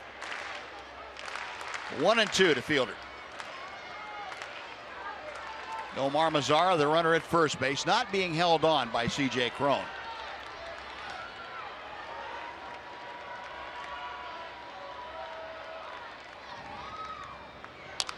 Runner on the move, and Cron will take that ball to the bag himself. Well, that is out number 2. Mazara into scoring position. And Ian Desmond will come up. Well, like you say, Buzz, one more base runner makes it interesting. Mitch will be the next hitter if Ian can get on. I'd like to see Moreland hit. I'd like to see Andrus hit in this inning. Me too. Get it real interesting. And that would require Ian Desmond getting on base against Joe Smith. Desmond, a good afternoon. He is 2 for 3, a single, a double, an RBI, 2 runs scored.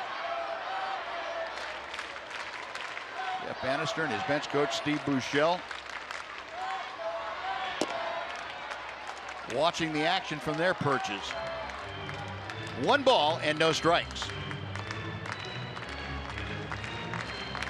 Mazara had an RBI single. He's now out at second base. And that sinking fastball is a bit low. It's 2-0.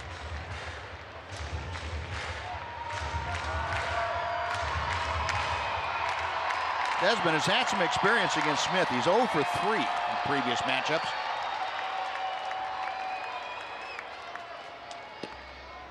Two and 1. You're taking that all the way.